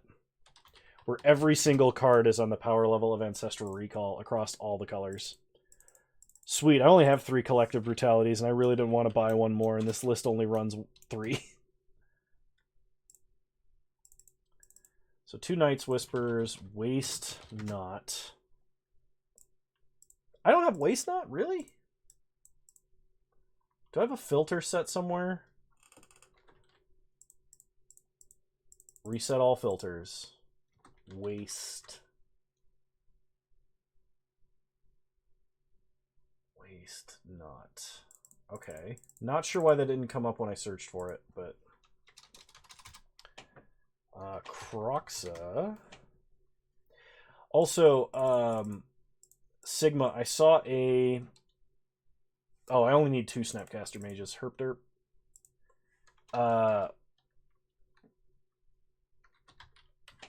I saw a version of Waste Not recently, Six Sigma, I don't remember who by, that was using Luris and Necrogen Mists to set up a hard lock on your opponent's draw step.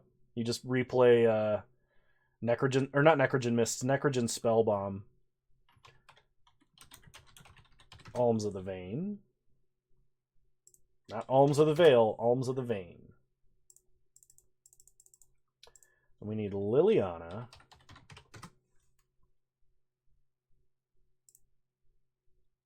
Of the Veil as a 2 of. Can I? Then Chandra. Ah, yeah, still an MTG. That sounds familiar. That's probably where it's from. Okay. 2 Chandra, Acolyte of Flame.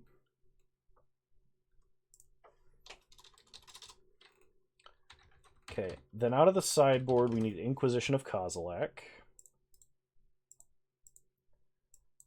3 Bantus.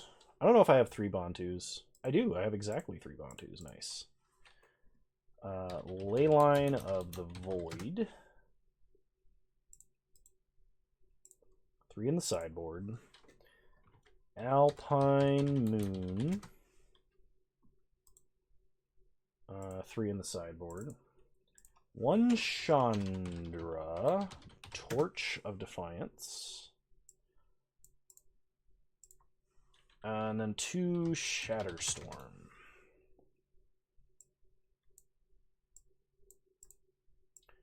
Alright. I will be playing this deck next. This is Six Sigma's Waste Not deck. But before that, I have to use the restroom. So I will be right back.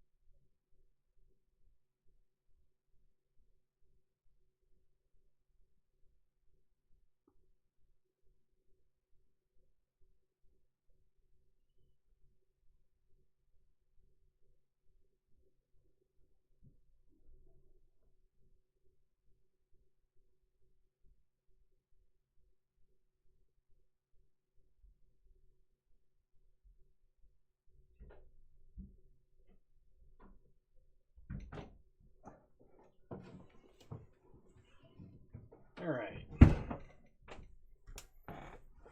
Frono. Chair. Oh my gosh. That's true, it is my mom's chair. It's also like falling apart. All the leather top part of it's like wearing off.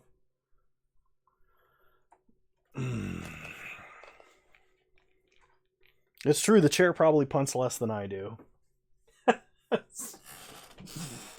Okay, so let's play some Waste Not, shall we?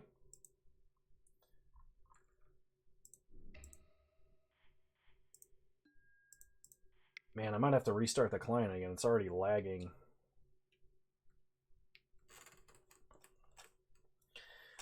Throno, though. Tarek, Throno. That's a good one. I like that one.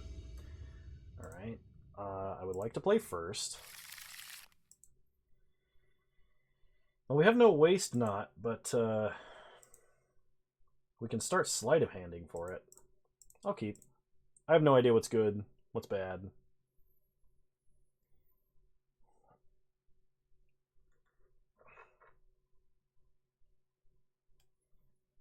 Yay, I started a new nickname. Let's not get ahead of yourself here. It's just... How hard would it be for WotC to fix Moto? It's not that hard, but they won't hire enough people to do it. There's no... It's a legacy program because it's been around since the 90s, and I guarantee you the back end for it has not been updated because of the amount of work that it would cost to do that. They literally just need to hire a few like top tier engineers to start going over the main architecture, but there's no need for them to do that. So, start Watergrave. Sleight of hand.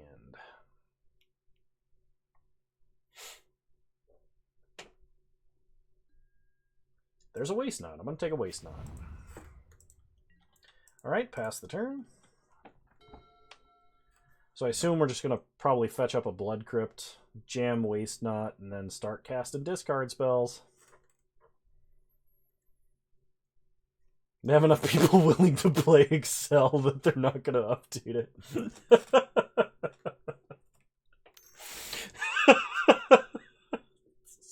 Yeah, just Magic spreadsheet simulator.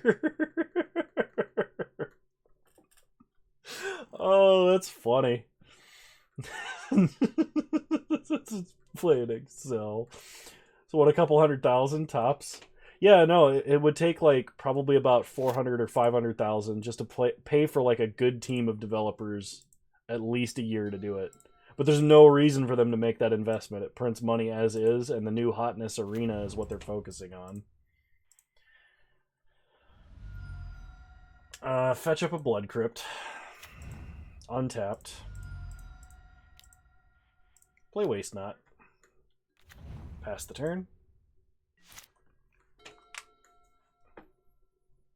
So my opponent named green on their Utopia Sprawl. They're barely handling Arena when it has problems. Arena will never support Eternal formats. You're asking them to code 14,000 plus cards that don't currently exist. And even if they don't do that all at once, it's not going to happen. I do agree that like if Arena did support Eternal formats, Moto would probably go away.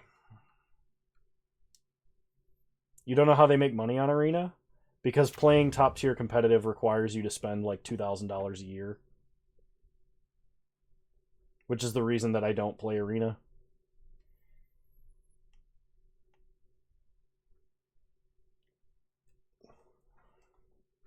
Opponent gets a Stomping Ground off of an Oath of Nissa and a Luca Coppercoat Outcast. We untap.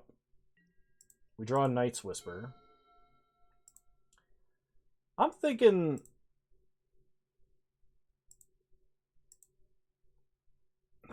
do we we can't Wistful Thinking, so we Burning Inquiry here. Actually, hang on. I'm going to Sleight of Hand and try and hit a land first. There's a land.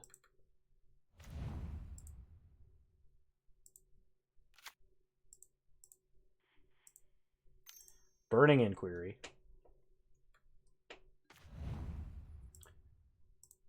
Alright, we get to draw a card. We get mana. We get a zombie. So we play a second Waste Knot and Thoughtseize our opponent. They have Blood Moon, Chandra, Nahiri, and Luca. Right click, turn off auto yields. Thanks, Six Sigma. So they're a Luca into like Emrakul deck. They're gonna play a 4-mana Planeswalker next turn. They could play Blood Moon. We wouldn't care. So we need to limit their options as much as possible. It probably means we take Chandra from them. Although Nahiri can exile our Waste Knots. I think I'm fine taking Nahiri here. Alright, we get to draw. It's a Thoughtseize. and a mountain. Alright, pass the turn. So we know our opponent's 4 cards in hand right now. Good call on that, Six Sigma. Good call. Opponent plays a forest. They're going to play Blood Moon.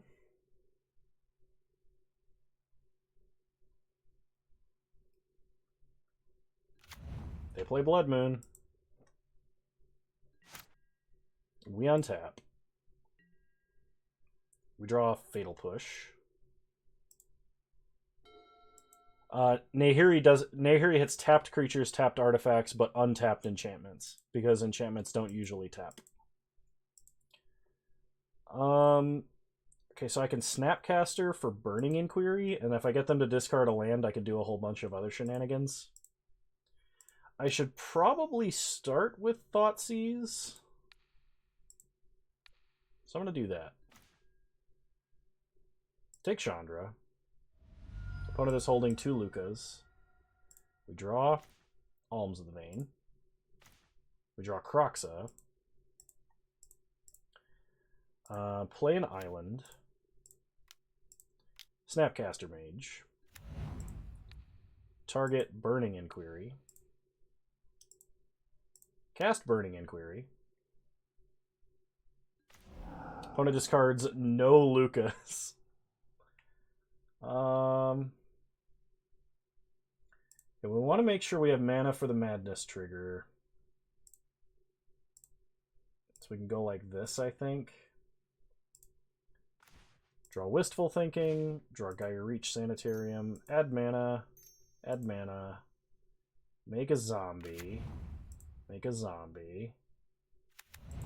Madness, cast Alms of the Vein, and then just cast Alms of the Vein, and then hit them for 2. Next turn, if they don't play a land or something they can draw, we can play Wistful Thinking into Kroxa. And that should be their entire hand. Waste Not's fun. I mean, for you, not your opponent.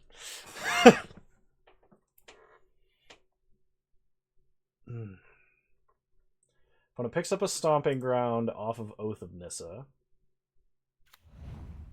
They play a Stomping Ground. We untap, we draw Blackcleave Cliffs, and our opponent scoops. But I was going to get them hellbent. Sad face. Okay. So versus Planeswalker combo. I kind of want the Inquisitions. My opponent does have like nobles and stuff we might need push for.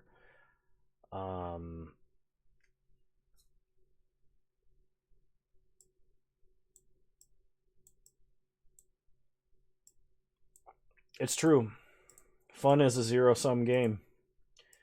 So, these are the 4 cards I'm thinking about bringing in. I think I need Alms of the Vein the least.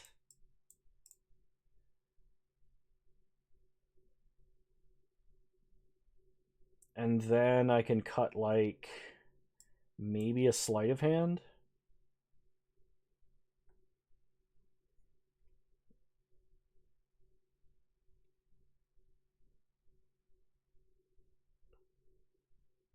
Wow, that's a lot of viewers.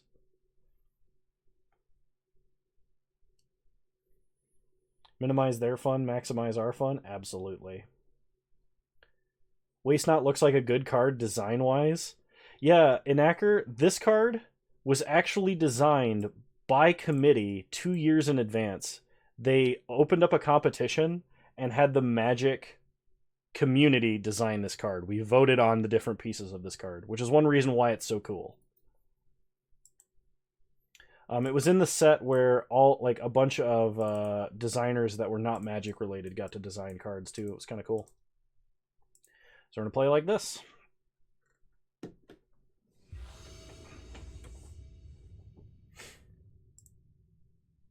I wish they did stuff like that more often, but they don't, sadly. Well, we can get all of our basics with this hand, so I'm going to keep. Mixum, thank you for resubscribing. 4 months. Much appreciated. Your support is awesome, and you're a wonderful human being.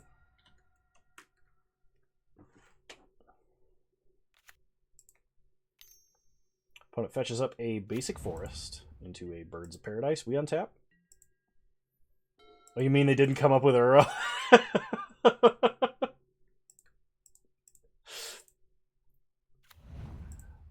Fetch up a basic island.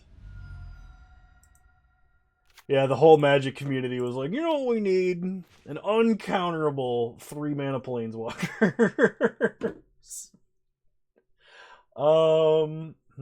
Do I actually kind of want to draw this Inquisition?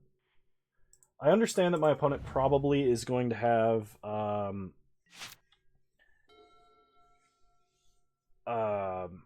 they're probably going to play a Blood Moon here. If I had to imagine. Yeah, Uro and Oko would have been standard legal together had they not been banned, along with Field of the Dead and basically the entire Modern deck. Like, or the entire Pioneer version, anyway. Isn't that nuts?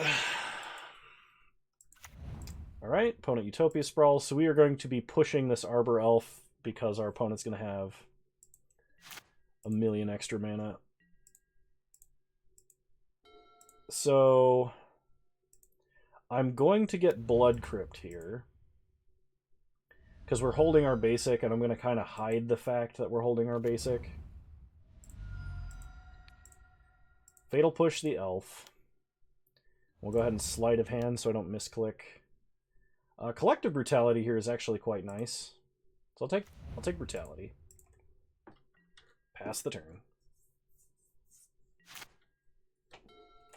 The only problem with like bringing back Crocs with a hand like this is it's kind of difficult.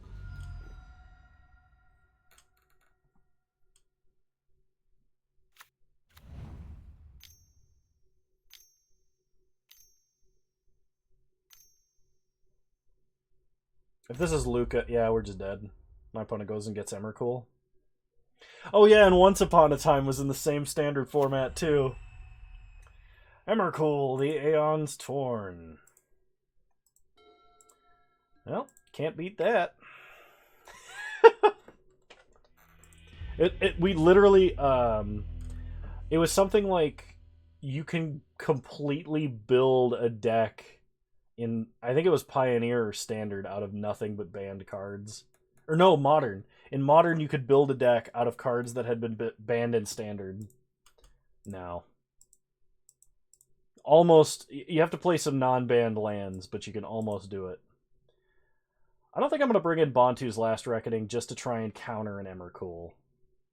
I don't think that's right. I should probably just Thoughtseize my opponent to death. Yeah, let's do that.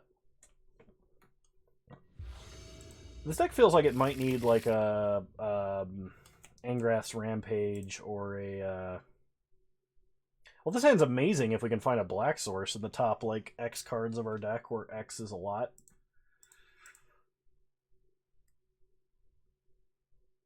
I'm going to risk it. We're doing it. 1 mana, 1 land, no problem. Play an island, Serum Visions. We draw a swamp, calculated.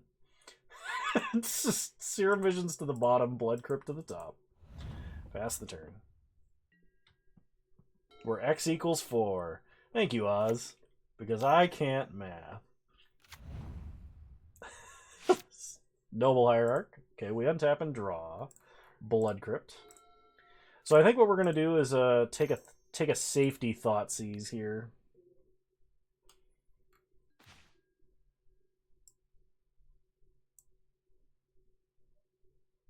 Opponent has Utopia Sprawl, Oath of Nissa, another Noble, Luca, and Chandra. Think we're going to take Luca, just so we don't have to deal with it. Then next turn we can play Waste Not and Thoughtseize Chandra, and then my opponent doesn't have any top end.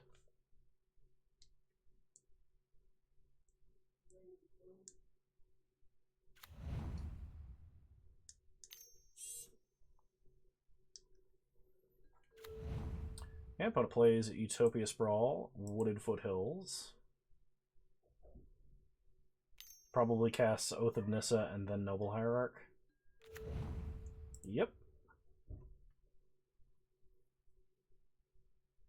They reveal Arbor Elf, so they're probably going to play Arbor Elf here. Indeed. Crack Wooded Foothills.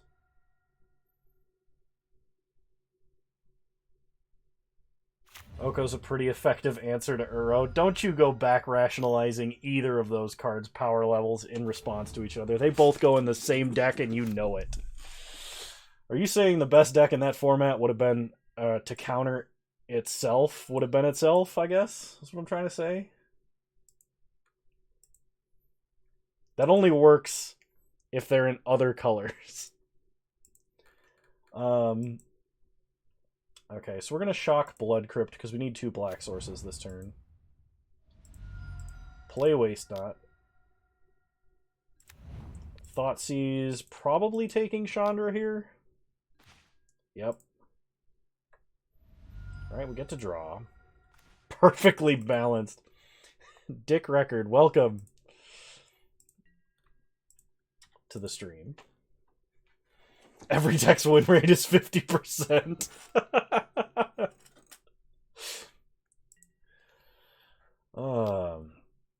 Alright, we're getting beat down with an Exalted Dork. When's Kano going vintage? I almost have all the modern format staples. I guess I should start expanding the legacy after that. I've opened up a few of the vintage staples out of random treasure chests. I got an Ancient Tomb promo and a, what's it called? Hull Breacher.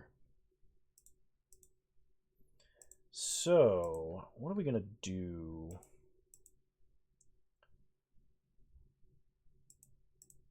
I guess we 2-mode, like, kill Drain, hitting the Dork, gaining some life back.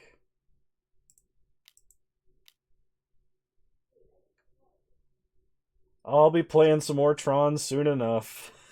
But thank you for stopping by and sticking with it. I do appreciate it. I'm actually going to pitch Snapcaster Mage here. I don't want it. Then we're going to play Steam Vents tapped and give him the old hand check. It's a Temple Garden. Pass the turn.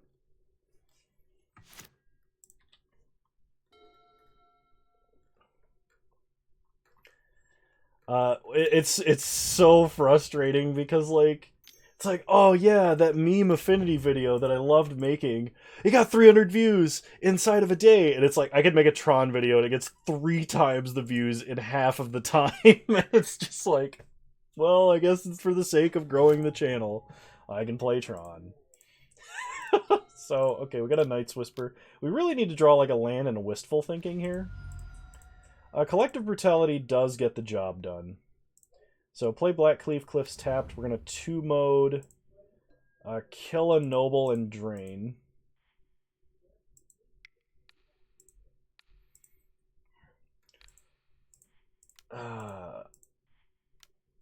Yeah, we're just morally opposed to playing Uro and Omnath unless they're by themselves and in a really janky configuration. You can't play them together.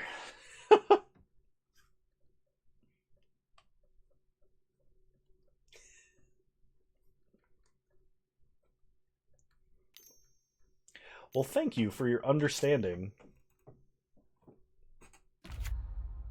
I do like that it's very nice. Aren't they both in Battle of Wits? Yeah, I said if they're you can't play them together unless it's in a super... In Battle of Wits, are you ever going to draw them together? Is that ever going to be a thing? I'm just happy that Battle of Wits is viable. They're only okay together in Battle of Wits, I'll say that.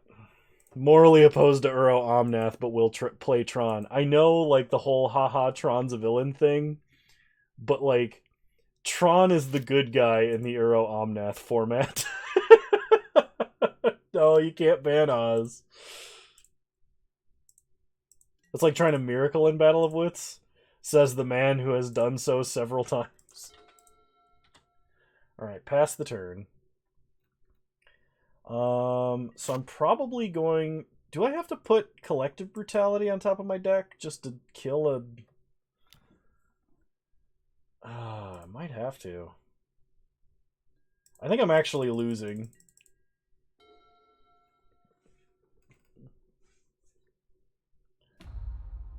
Alright, opponent blows up our steam vents.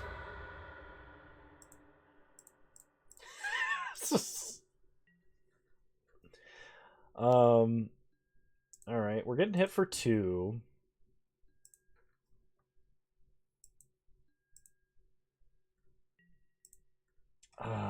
I think... Let's see, if I'm gonna Noxious Revival... I need a Noxious Revival... like a Night's Whisper. Watch my I was gonna say, watch my opponent have Luca for Emrakul here. Oh, there's nothing that I can do about this. At least I died to Emrakul and not Karn shenanigans.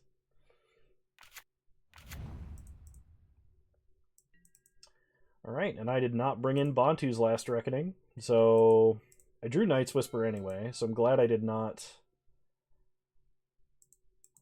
Yep, nope, nothing I can Noxious Revival to stay alive. We'll go ahead and Night's Whisper. Alright, and that's the game. Hammer Time has become the good guy in the format. Jank that became top tier.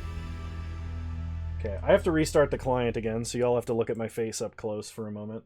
I know it's terrible, terrifying.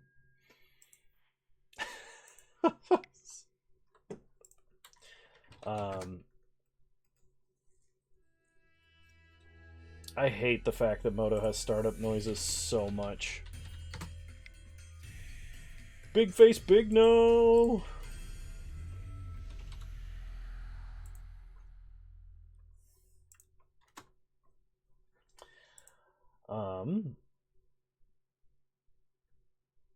I'm glad that you like the Hammer Time video. Because that's one of my favorite decks.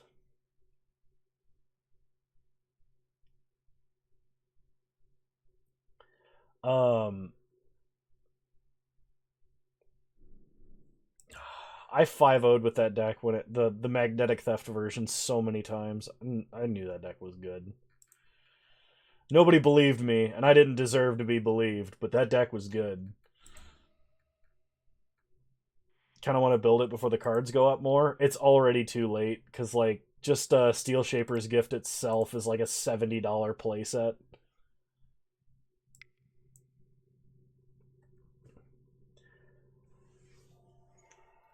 How many bits for that emote? To get to... It's 1,000 bits for the big no emote.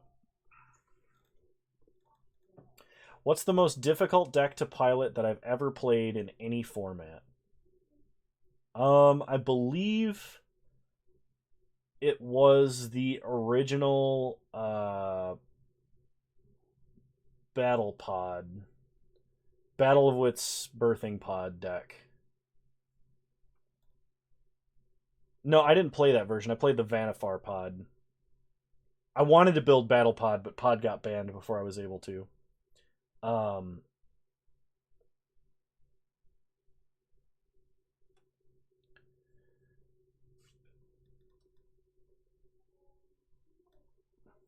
Yeah, the most difficult deck I think I've ever piloted was the Vanifar pod. Vanifar pod version of Battle Wits.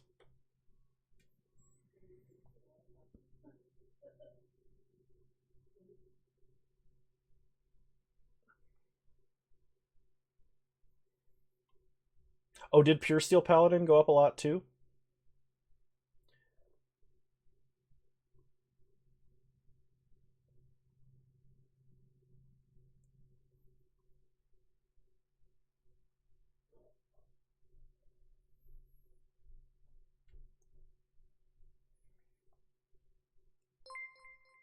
Noxon, thank you for gifting a sub. Much appreciated. You are a great supporter of the channel.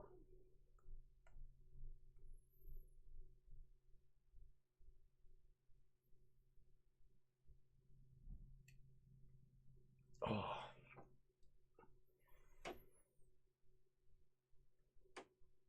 And of course, a wonderful human being.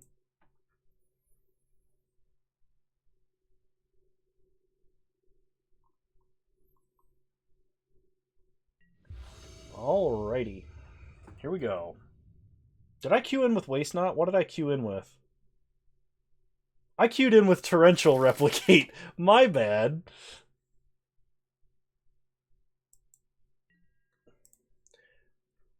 He's gifted 23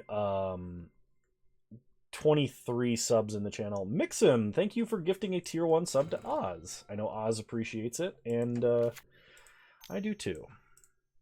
Ah, and we're against Vexing Devil Burn. You rogue. Yeah, I'll take the 4 damage. I have no way to answer a 4-3 in this deck. Yeah, I meant to queue up with Waste Not and totally forgot, so this is gonna be fun. Play Misty, pass the turn.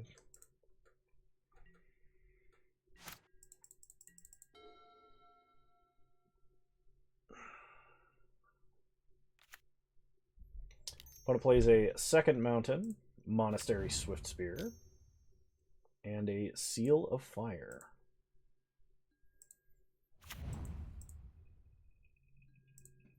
Opponent goes to combat, attacks us for 2. We take 2, go to 14.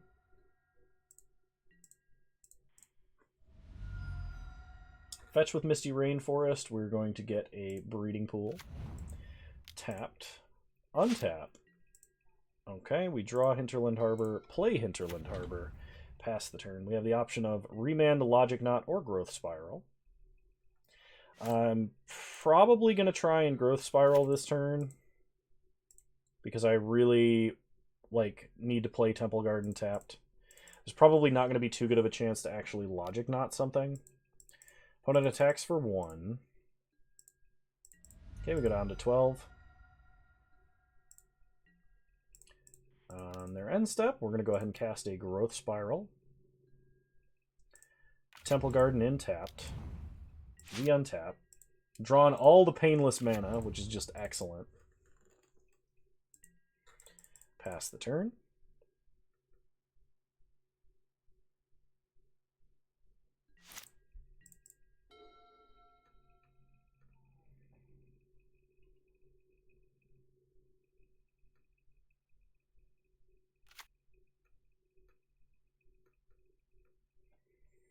Claim to Fame and Vexing Devil. Yeah, I actually ran into a deck that was playing Claim to Fame. It was claiming Croxa, but they were using Fame on Dreadhorde Arcanist, so they could flash back like Kolagon's command with it. It was brutal. Yes, it was on YouTube. I forget. I forget that these things are publicly available, and Six Sigma of all people would know. So opponent starts with a Seal of Fire into a Chandra's Incinerator. We're going to counter this and bounce Monastery Swift Spear.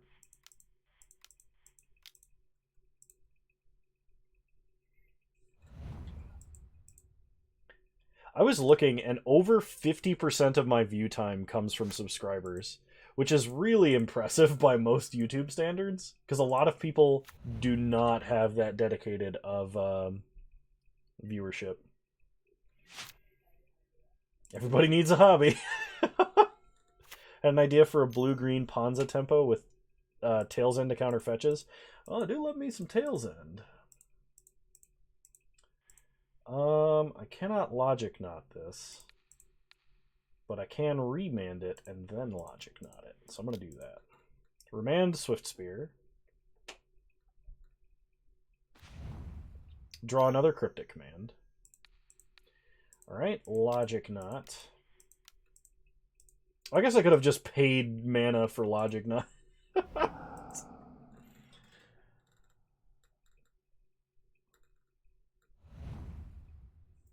But I genuinely think it's because I make hour-long videos every day, and a lot of my subscribers actually sit and just like let it play in the background. So like a lot of people end up watching or at least being around for the entirety of my video. Binge all the videos again. Well, I'm glad I've made content you can enjoy. And that's very nice and very heartwarming for me to think about. I don't want to get all mushy gushy on stream, but you guys are great, and I really appreciate the fact that I have such an awesome like viewer base.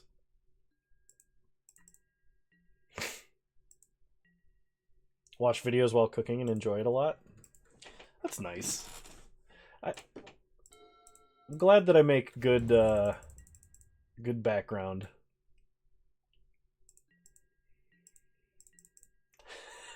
I was like trying not to like. You don't have to do that on stream, and if you want to see Kano's mushy wushy, join the OnlyFans. Watch the hour-longs. Lose a few games in Historic while watching, trying to learn Modern. Well, I'm glad they help. That's awesome. You're cooking right now. Might explain why I have nightmares every night. Nice. Kano's great background noise, especially when he does Twiddle Storm. Oh yeah, robot voice. I watch you while I do dailies in Arena most of the time. Nice. We're getting shard volleyed. So, cryptic counter draw. Oh man. I have a brutal headache right now. Go to sleep with your videos, you're calming, and thanks to your comments, I can imagine what's going on in the battlefield when the eyes are closed. That helps. Oh, that's... You guys are sweet. Robot voice Kano is so hypnotic. Oh, man. Brain, big brain. How am I doing this? We're going to play an engineered explosives on one. 3 modern decks that I'm too shy to bring to an event. Also, you know, world events has prevented me from participating, so yeah, that's fair. What videos are you going to make when you hit 1,000 subs on YouTube? Because you totally will. Well, I appreciate your optimism. I'm probably going to continue making the same videos that I do. But I do want to get back to making some meme videos like I used to, which hopefully I'll have the time to do. I'm going to crack Misty Rainforest. We'll get a Breeding Pool tapped. I like how Modern has good removal, answers, and good fixing. I think the fixing is a little bit too good in Modern right now, unfortunately. But other than that, I'm glad. I'm pretty happy with how things are set up. Hope you enjoy, Mix'em. I'll hopefully that Mad Meta Magic will be good for you. Thank you for stopping by today. Play an island. Pass the turn. And basically we're just waiting forever because we haven't drawn any expansions or anything like that. I'm probably just going to end up gear hulking this Pulse of Marasa to gain 6 life.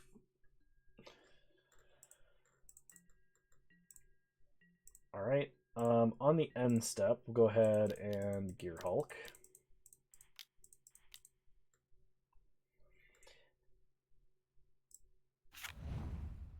You know what?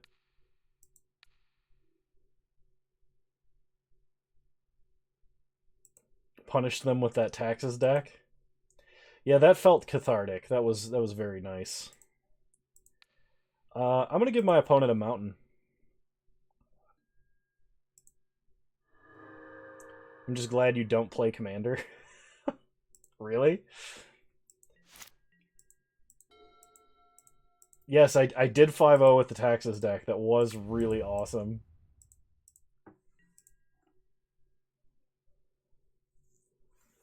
I don't know if it would still be good because of how many Blood Moon decks are in the metagame now, but I enjoyed playing that deck. It was kind of disappointing that it was like that much better than Mono White Taxes, but because like Mono White Taxes kind of, in my opinion, deserves to be a deck because it's not doing anything degenerate.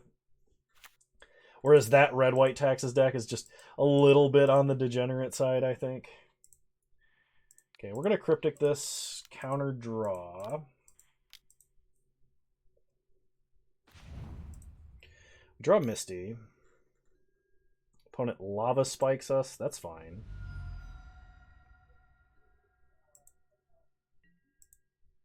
What about turns? Is it too mentally taxing? A lot of the time it is. I made the mistake of playing playing that deck in the Modern Showcase Challenge. It was really fun and I did really well, but around round 6, it was just too much like brain work, and I like completely started failing because of it. So we get some of the best anti-burn sideboard in the format. I did this against Clayton the other day when he wanted to play some magic. So we're going to drop Spell Snares, Dismembers, bring in Courser, Elder Scale Worm, and we have Kasali Ambusher, which is hilarious. I don't need Summary Dismissal or Deglamour. I probably cut Remand here because Remand is pretty terrible.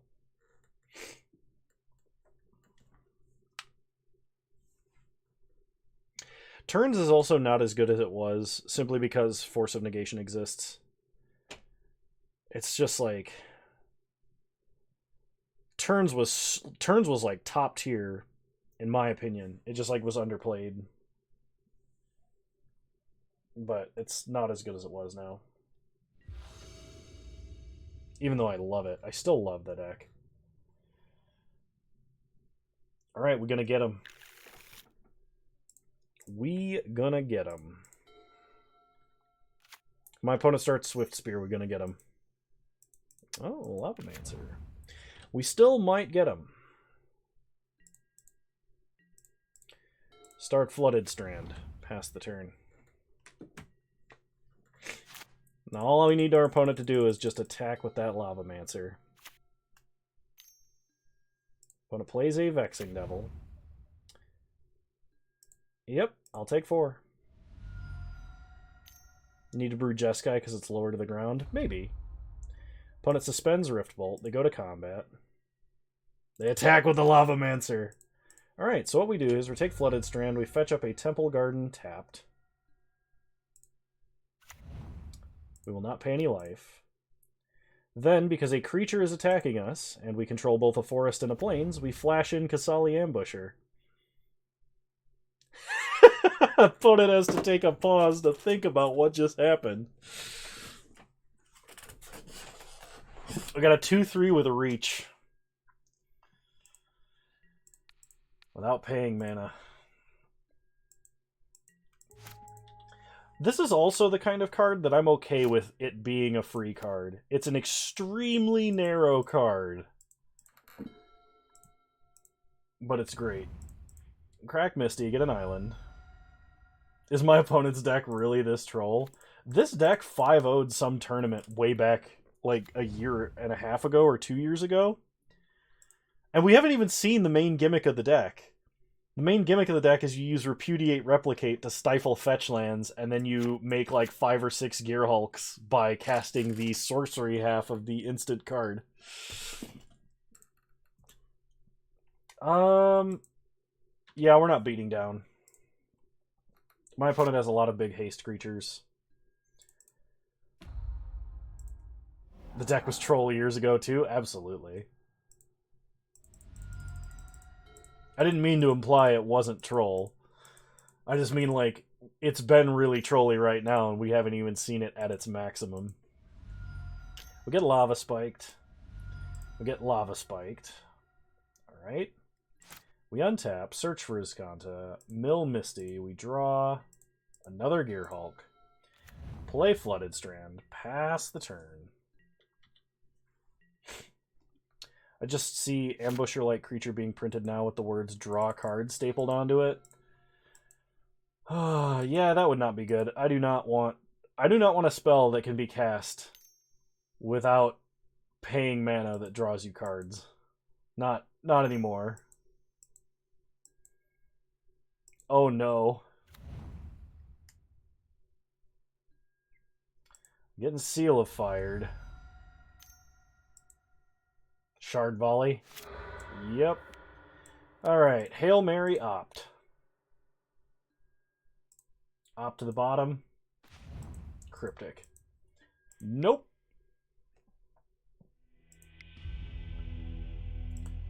Run it back. I guess that one of these remands should actually be a Spell Pierce. That's my bad. Cool. We got Repudiate, Replicate. I'm not sure who it would be good against, or what it would be good against in our opponent's deck, because they don't really have a lot of activated abilities. And Stifling a Vexing Devil does not work. Now we put the fear into our opponent. Yeah, hit me with the turn 1 Swift Spear, why don't you? I dare you. That's why I played the Temple Garden tapped. Alright, opponent plays Vexing Devil. Take 4. This hand is terrible. Yeah, it is. Oh, we can counter Rift Bolt with Repudiate, Replicate. That's actually not a bad plan.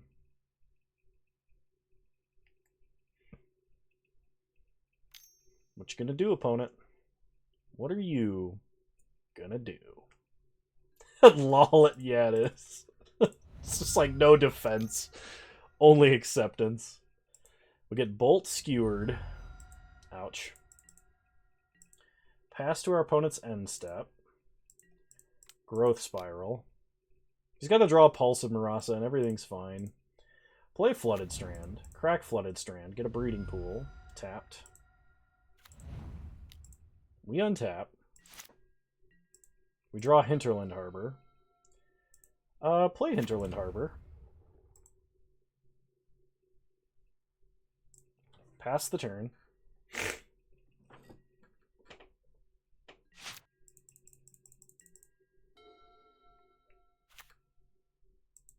Opponent plays a mountain into a Grim Lavamancer. Pure single-mindedness of opponent's deck. Yeah, it's actually slightly refreshing. Opponent plays a Soul Guide Lantern. Alright.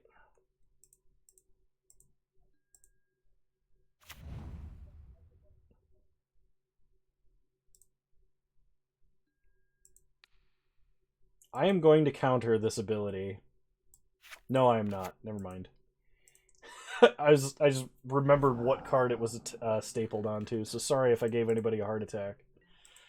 I love the opponent demonstrating the ability to count to 7.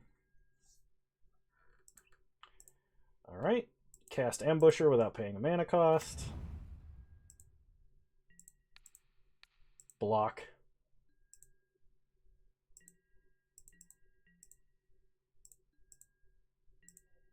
We untap. We draw Growth Spiral. Play Flooded Grove. Play Glenalandra Archmage. Pass the turn. So my opponent could Lavamancer the Archmage and then crack Lantern. Which might exactly be what they're doing. Mm-hmm. Alright. Well, they let the Archmage come back. They didn't activate Lantern like I thought they would. They play a land.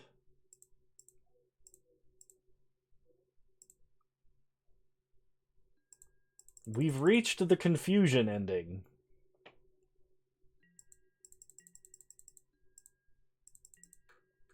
Alright, untap.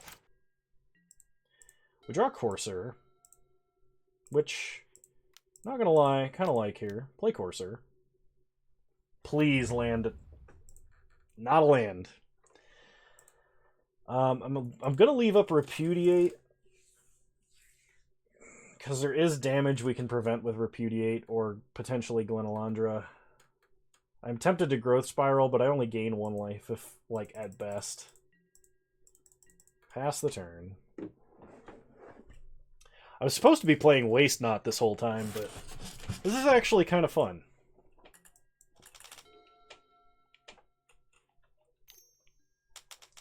Alright, opponent plays another Swift Spear.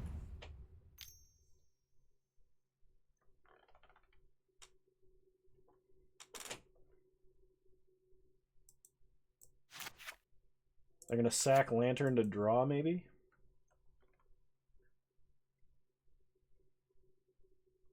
We can counter the card draw on the Lantern, yeah. I'm not going to. I think I would rather counter the Grim Lavamancer activation.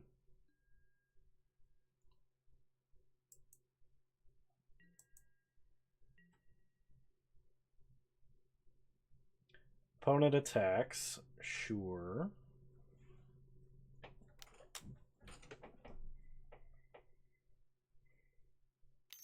It's just further proof that I punt before the match even starts, Sigma. I'm not worried about hard feelings, I think. A lot of people like watching this deck anyway.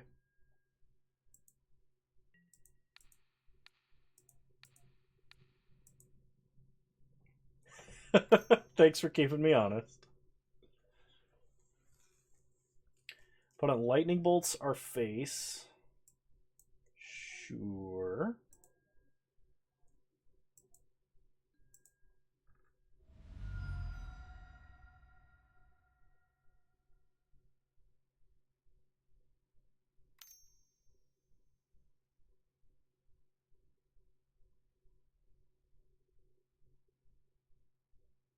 Kano's so dedicated to special teams, he punts instead of kicking off. Alright. So here's where we repudiate. You have the right attitude. Now it seems right to save the man horse. The centaur. Alright, we untap and draw Cryptic. Search for his Kanta on top of our deck. Alright. Cast Growth Spiral. Another freaking Cryptic. Okay, fine. You win game. Play Search for his Kanta. Pass the turn. Oh, you know what? I just reread Man Horse, and it's a lot funnier now. Because it sounds like something else. It's just Flunge. Yes. Alright, opponent plays a third Monastery Swift Spear.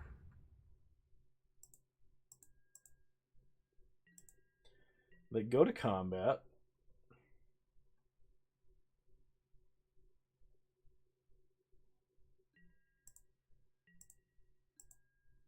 Do nothing. We untap. Mill Cryptic. Draw Remand. Kasali Ambusher on top of our deck. Whatever. Pass the turn. Still can't draw lands. This comment made by No Lands Gang. Pass the turn.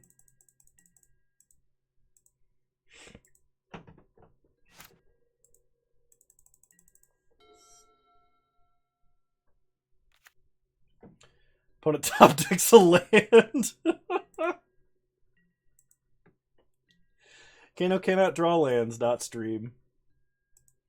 Accurate. Double blue. I'm just gonna tap and draw.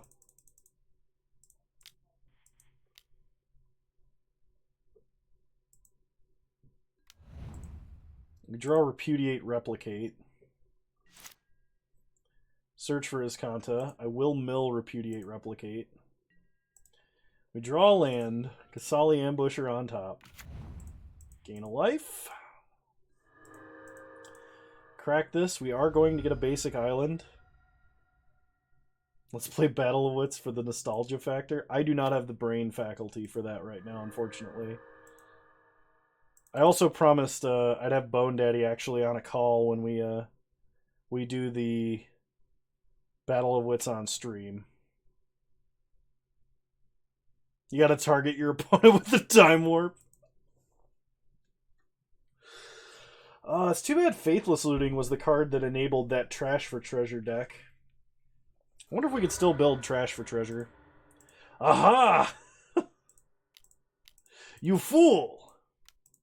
You thought you could exile my grave, but that was incorrect. Looty booty. Looty booty. Oh, man. So we cast Replicate, clone Gear Hulk.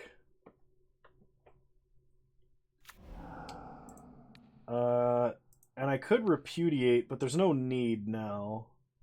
We just Replicate again. Gear Hulk.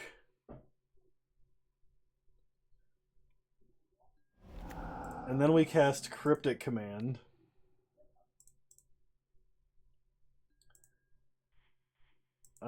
Bouncing Lava Man and drawing a card. So for 6 mana, I cast approximately 22 mana worth of spells. And we're about to draw Clinging Mists. Why give the opponent a blocker? I have Engineered Explosives. They don't have any blockers. And before you say, but Kano, that wasn't on top of your deck when you started this process. Calculated. Opponent suspends the Rift Bolt. Plays a Lavamancer. Why are they attacking? Oh, they want a card engraved for Lavamancer activation. Ah, I now understand. That's fine. I don't need to double block Moto, but thank you. Kill all of them.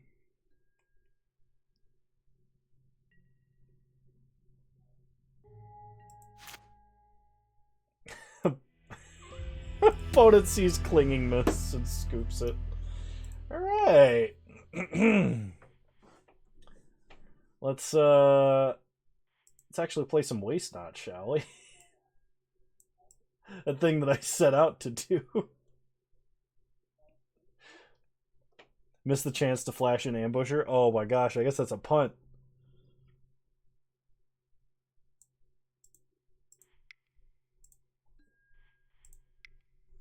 I really enjoy having access to all of these cards on Moto. Because, like, just being able to play any random deck that somebody shows up with, it's like, hey, can you play this card? It's like, yeah, I don't have to wait for bots or anything. I just have the cards.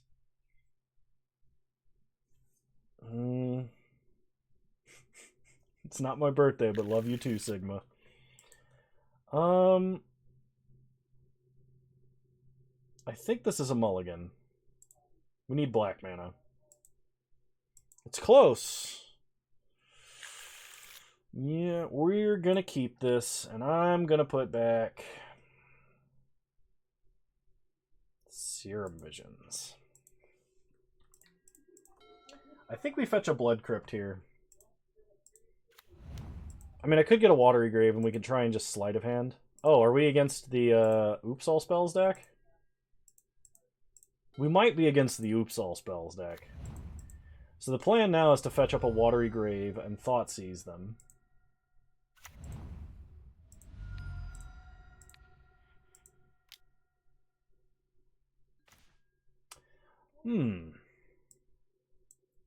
Take Undercity Informer.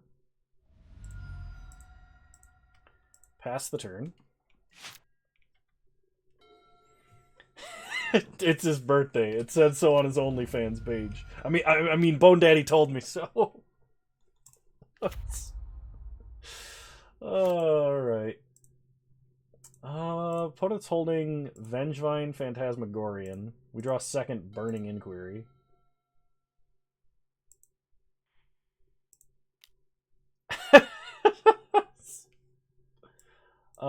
We Sleight of Hand into a Wistful Thinking. But unfortunately, we do not find a land. Pass the turn, see what our opponent can do. Watch them cast a Vengevine and start beating me with it. They just bolted themselves for an Agadine the Undercrypt. They top decked the Informer. Well, gentlemen, it was nice knowing you. Bone Daddy works right now on Wednesdays, which is unfortunate. In the words of Palpatine, Do it.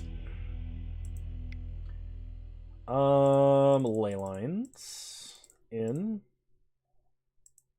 And I guess maybe Bantu's Reckoning? Question marks everywhere. Fatal Push is probably not going to cut it here.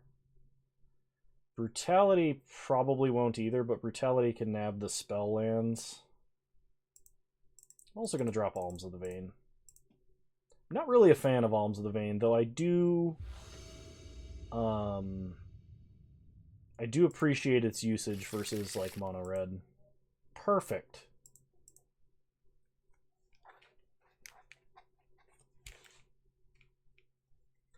In theory, this should be if I don't punt it away. Like,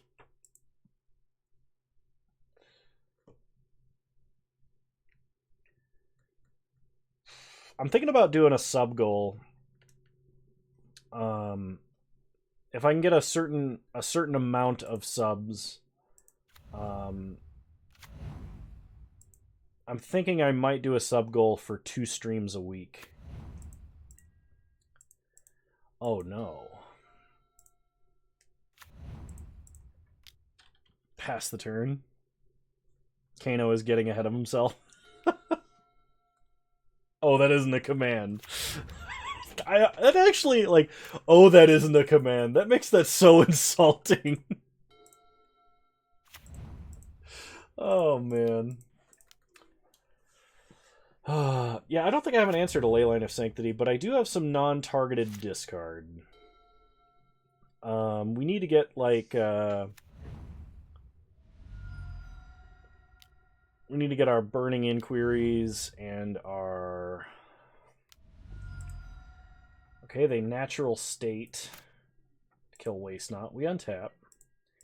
Now it's too late for Burning Inquiry deck. You didn't let me keep the Waste Not. You wasted the Waste Not. We'll draw Croxa. Pass the turn. Opponent untaps. As someone who throws so many spells at the face, I hate Leyline of Sanctity. If you like playing Ad Nauseam, play Patrician Scorn. It's a 0 mana way to deal with Leyline of Sanctity, and it is very good. Play Polluted Delta. We're going to crack and get a basic Swamp.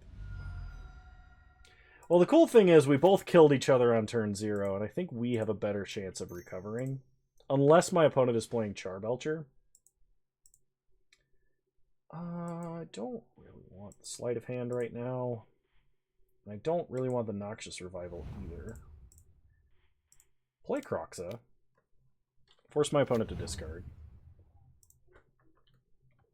They only have 2 cards in hand. So we're going to Bloodstain Mire, crack, get a Mountain, play Croxa. Sanctity in his Boggle sideboard. I hate it. About to steal them and post them on eBay. I actually have a full playset of Leyline of Sanctity and foil in paper because I have a nearly foiled out Ad Nauseam list. I even have the foil Gemstone Caverns too, because I was starting to foil this deck long before it became expensive. Your strength is not your subs on Twitch, your strength is YouTube.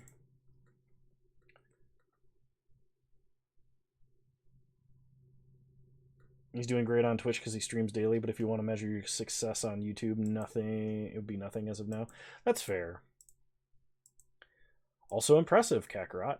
Kefka Kakarot.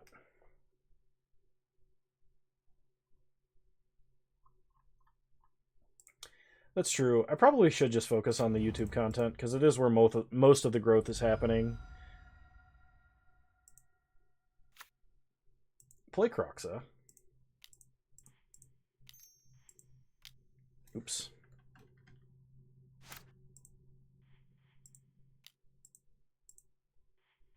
We nearly foiled Ad Nauseam list. Nice. Now we just need to find more Ad Naus people for you to play against to shore up the mirror match.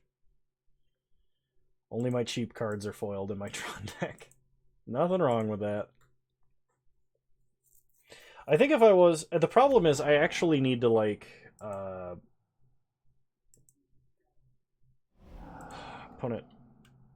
Opponent Exile Simian Spirit Guide.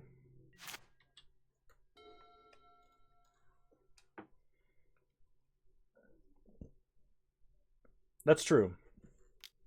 I like streaming on Twitch.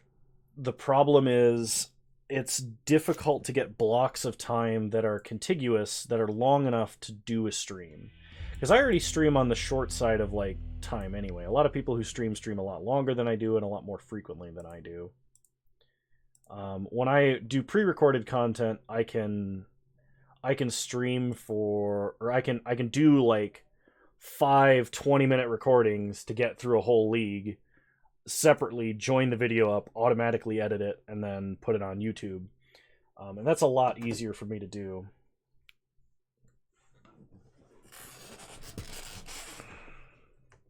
This is HR speak right here. Don't you know Six Sigma's the HR department? That might explain all the complaints. I only recently discovered how beautiful the old Planeswalker borders were without the foil stamp. Oh. I never considered that. I didn't really think about that. We're going to mulligan.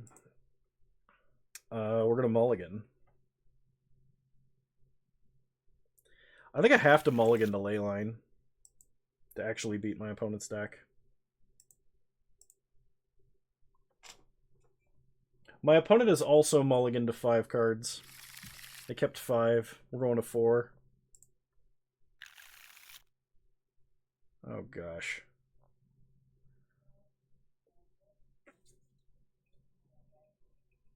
Going to 3. Going to 2. Going to 1. You know what, whatever. You win!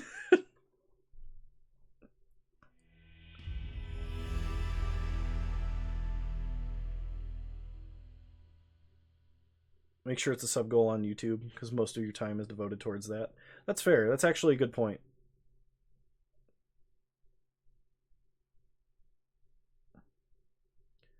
Have you seen the new showcase cards? Those are good looking. I actually haven't. If you're talking, are you talking about the Kaldheim showcase cards? I saw some of those. The mythical Mulda one. Lowest mulligan I've ever mulliganed to in one was 2. Actually, yeah, it was 2. I think it was like literally mulligan to 2, Tronland, top deck Tronland, top deck Karn. It's like how I beat my opponent, but you should never do that. The only reason that I say I want to get up to 2 streams, I think I'm just going to ramble here for a minute. I don't think I can play much more Magic right now because my head hurts a lot. But hang on. Nope.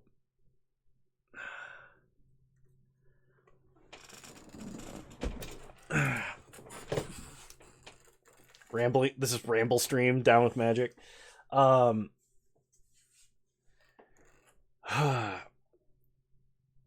have been drinking water, though not as much as normal. That may be part of the reason. I really, really like streaming. Like I said, it's major. The time component is the major factor. But the thing is, I love the reach and engagement that I get from my Twitch chat. Like, to the point that, like, if I'm having a terrible day, like just an atrociously bad, I don't want to do anything, work was terrible,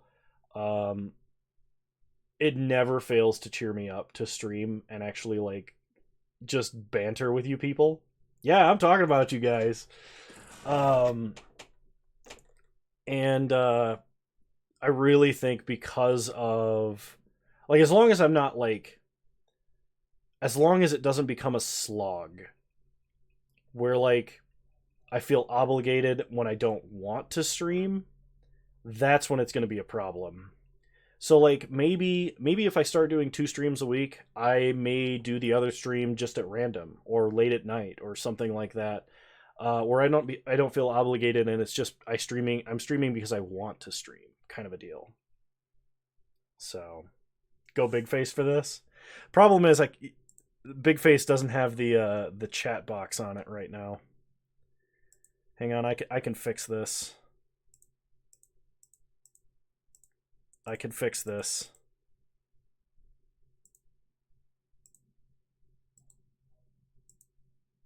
Yeah, there we go. Big face, big no. Yeah, and famous last words. Oh, hold on, I can fix this. Yeah. Um, but yeah, no, I want to have more streams like this because I really enjoy hanging out with you guys, and it's a ton of fun. Uh, the bants are pretty good. Like you guys, you guys make a lot of fun of me, and then I get to rib Sigma. um, I wanna get another stream going, but I can't always. I think. Hang on, I'm trying to say like 8 different things at the same time. I think if I do multiple streams a week, not every stream I do would be a Magic stream. I'd have to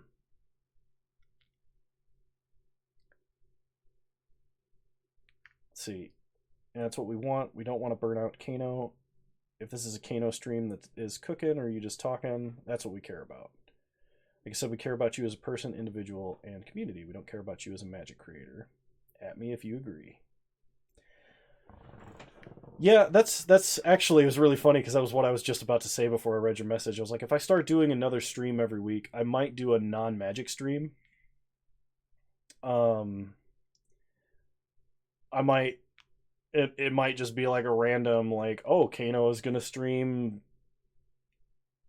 Balloon's tower defense because that's how he's been spending his time lately, or Kano's gonna stream Binding of Isaac because he likes playing Binding of Isaac. He's terrible at it, but he likes playing it.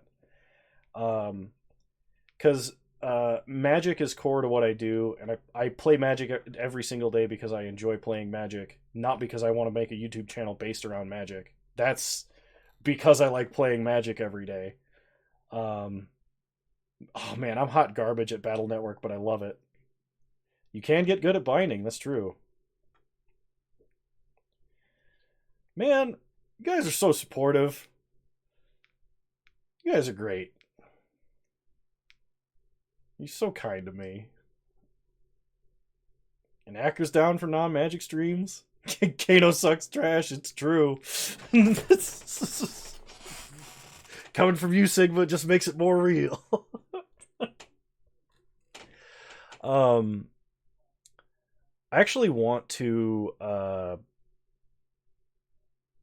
want to start doing some like improv comedy courses when such is available to me because I like being funny and I like getting to use the improv part of my brain.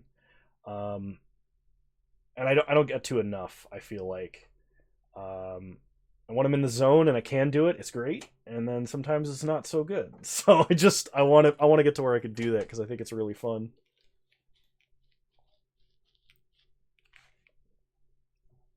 Even a night where we can have a weekly Discord chat would be fun. That would be fun, just like an informal non-Twitch stream, or we can Twitch stream the Discord chat. That'd be fun too. Kano's a masochist. We pick on him all stream, and he loves us in return. You might want to try D&D. Oh, I got some news for you, friend. I love playing D&D, and I like being a DM, and I get to do all the weird voices and crazy crap. Um, it's a lot of fun being a DM. I like thinking on my feet for that.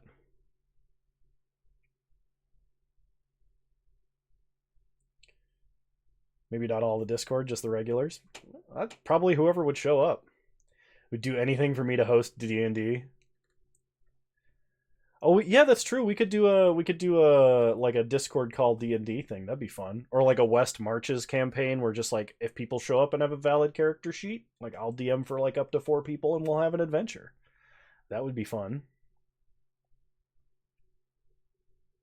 I mean, I as long as you guys don't mind me recording it cuz I would start documenting that sort of stuff cuz that would be cool to me. I don't know if I'd ever like release it, but I'd love to have a copy of it to go back and reference if I was going to do something like that. I think it'd be a ton of fun.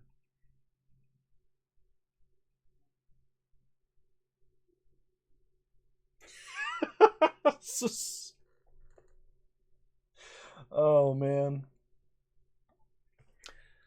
Uh, I'll have to work on my setting then. and I'll let you guys know. It won't be for a bit. Um, if we're gonna do anything like that, it won't be for a bit because um I need to get back to my stabilized normal surroundings.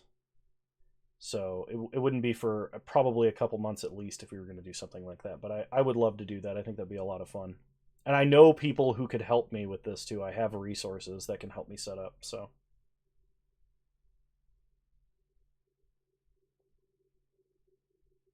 And I appreciate that, Six Sigma, because I don't like consciously that makes sense. It's just not something I think about a lot. I think about like what can I do that people will enjoy.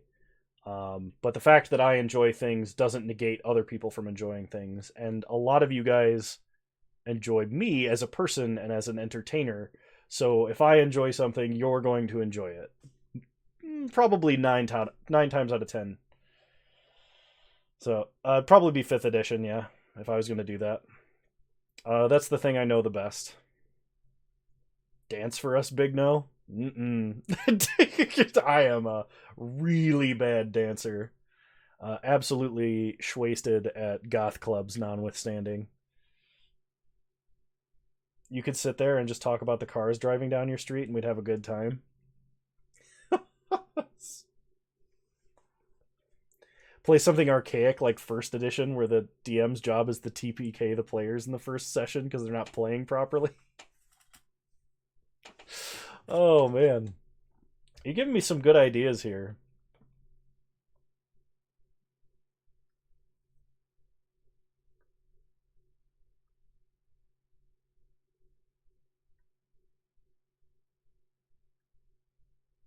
Yeah, that's a good point. That's a good point. I feel like my magic rants on YouTube, while they are justified and sometimes entertaining, I don't want them to become the thing that is central or the thing that I'm known for.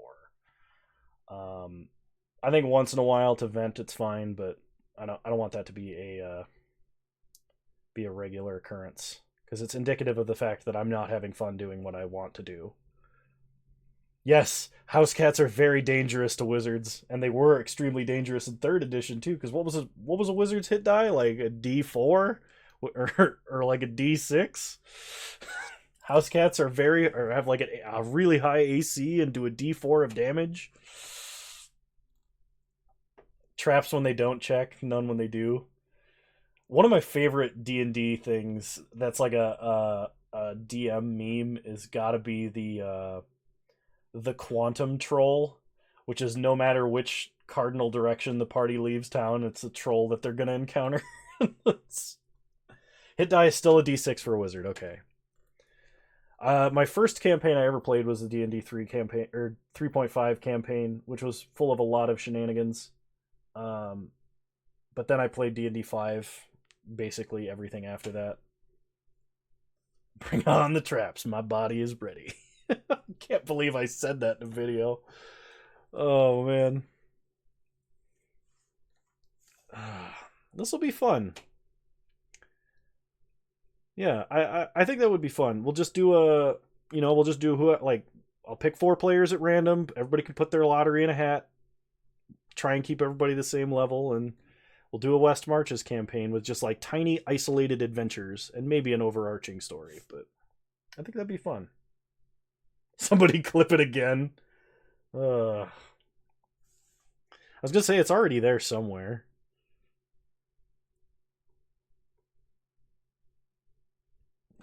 Playing OP characters is fun. When I play D&D, I'm certainly a power gamer.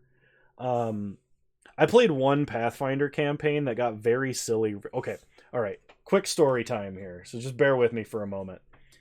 I played Pathfinder with a friend of mine, and we had a group of 5 people, or 5 or 6 players, I think it was. It was almost too many to be playing in a campaign.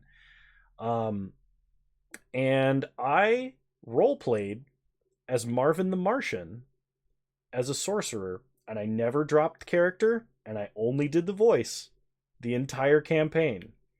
That campaign, I was also drunk every single session that we did. So like once every week and a half, we would get together and I would get wasted, and then I would role play as Marvin the Martian, the sorcerer. And we very quickly we we we killed stuff that was much higher CR than we should have because of the action economy. Like, we just had so many characters in the party that most strong monsters would just get outclassed by the fact that we were taking more actions than they were. And the DM didn't have like a ton of good like legendary actions lined up for powerful mobs and stuff like that. And so the DM started to lean hard into it, and he gave everybody mythic tiers for some of the greater shenanigans that we did. And we were only like level 6, and we got to take mythic tiers in Pathfinder. So my sorcerer, Marvin, got to the point that he could cast like multiple spells a turn, which is something that should never be happening. Had access to every spell that was in the sorcerer spell book of a level that he could cast. So he just like didn't have to learn spells anymore if he cast them using the mythic points. He could cast whatever he wants. And I spent the rest of that campaign trolling the heck out of the DM, casting really broken spells, because when you have access to the entire spell book, you always have the tool in your Swiss Army knife for the situation. But if you remember it. And I believe my greatest damage dealing spell, besides like Greater Mythic Fireball or whatever the heck it was Create Pit. Because I could cast 2 spells a turn, I argued with the DM and he allowed it. You could Create Pit, and then at the bottom of Create Pit, because we actually mathed for like, well, something could fall 50 feet inside of the pit, you can create pit in the bottom of the create pit, and then they fall double the damage. And like, it was a 20-foot hole, so anybody who was standing in it had to make a dexterity save. It was nonsense. And then you had access to storm steps, so it was like you could flash like 40 feet away, and a bolt of lightning between you and the target, and it would zap things, and it was so silly. Just flies and dimension doors out of all of your set pieces. Well, that's the problem with letting your wizard have dimension door. But no, literally, it was just like, hang on, I'm gonna see if I can do the voice. My voice is a little bit stressed from like having recorded earlier and doing a stream, but it was just like, oh, now I'm embarrassed. I feel gun shy. I'm gonna do it. It was the Marvin the Martian voice. It was like, yes, I am going to cast Greater Fireball on the dragon. How dare you ask me where's the kaboom? There's supposed to be a realm-shattering kaboom. Six Sigma's like, clip that immediately.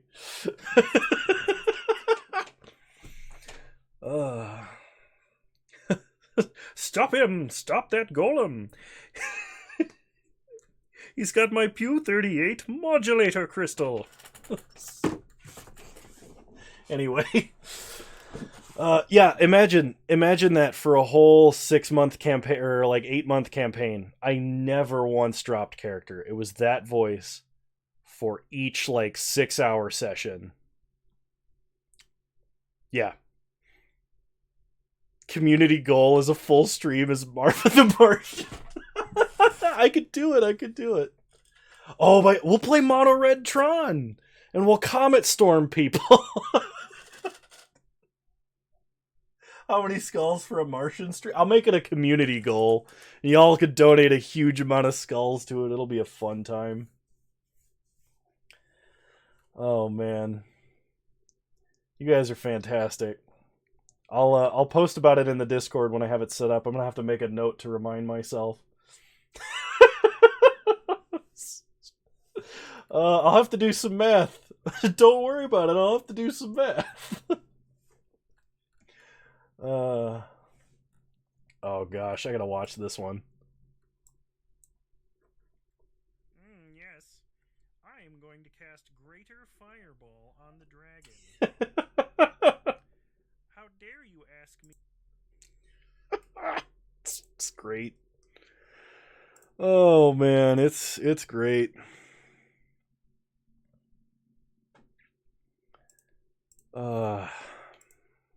Star of Extinction. Yeah, there we go.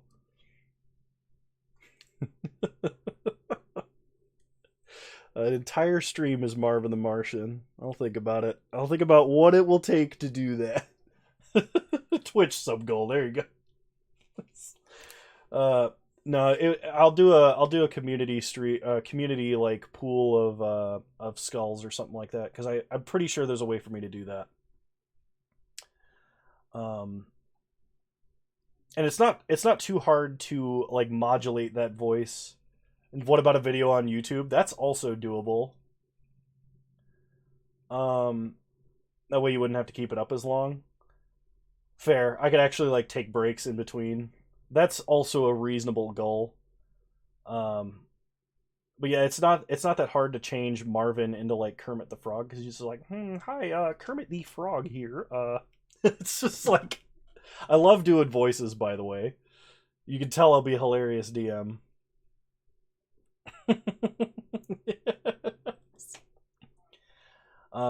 And then the other one that I think that I'm really good at is I can kind of do like a Casey Kasem, like a Shaggy, like hey Scoob, like that kind of a situation.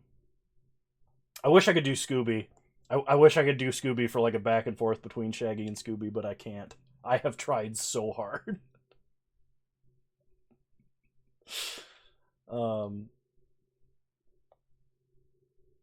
I think it's a fun way to like if I find that I'm kind of petering out and my brain's not working, I think this is a fun way to end the stream. I really enjoy this. I think I might make this a more regular occurrence if there's still a lot of people around towards the end of a stream. I wish I could do the Scooby voice. I should make that clear.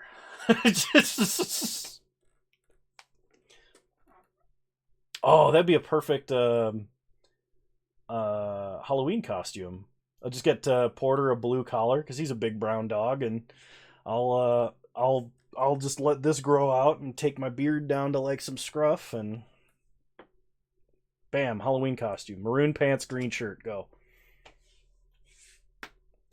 Interesting. My viewership has increased just during this chatting part of the stream than actually playing Magic. That's really funny to me. Oh, man.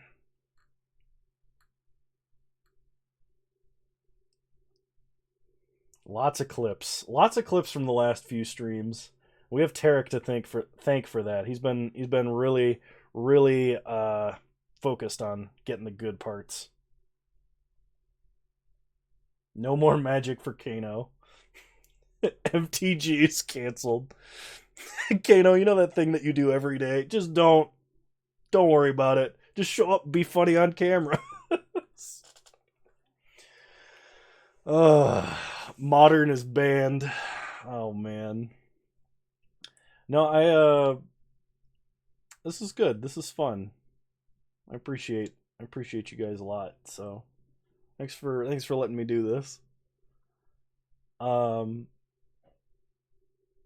face hurts from smiling. Oh, I can't stop either. I think when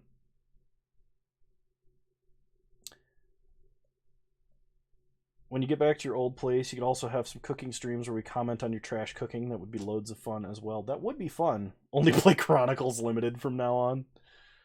I think that's an oxymoron, actually. You can do a balloon popping stream to drive traffic to your... What does it mean?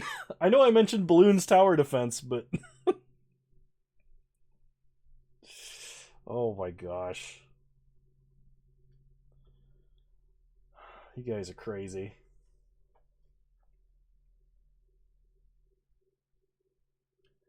What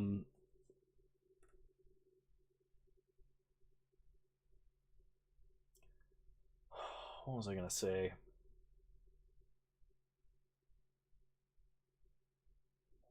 Yeah, I think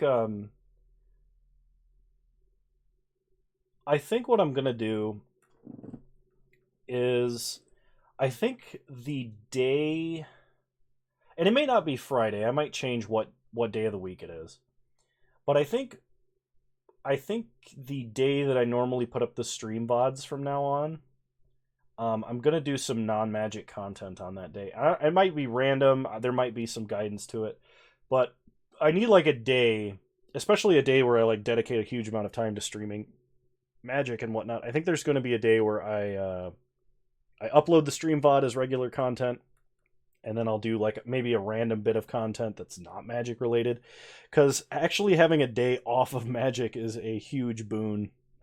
And I can't always pre-record. Like I've been trying to do that, and it was actually stressful for me to do that too much. Actual cannibal Shia LaBeouf. I laughed so hard the first time I saw that video. I love that the whole play and everything. Add Shaggy as a boss to the D&D campaign.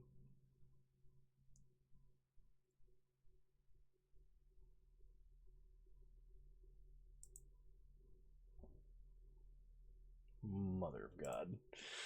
I just saw the Pinterest link. Yeah, you guys are fantastic.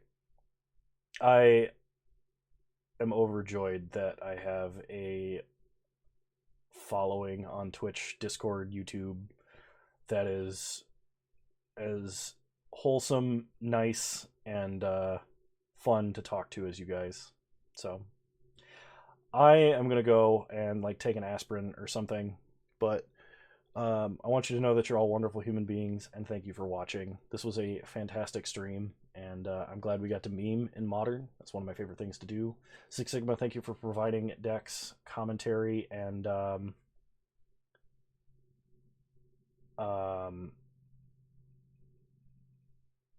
decks, commentary, and announcements. Oh gosh. Wholesome, F that. Yes, plenty of rest. It's going to be a thing. Thank you all for showing up. You're all wonderful human beings, and I will see you all next time. Goodbye.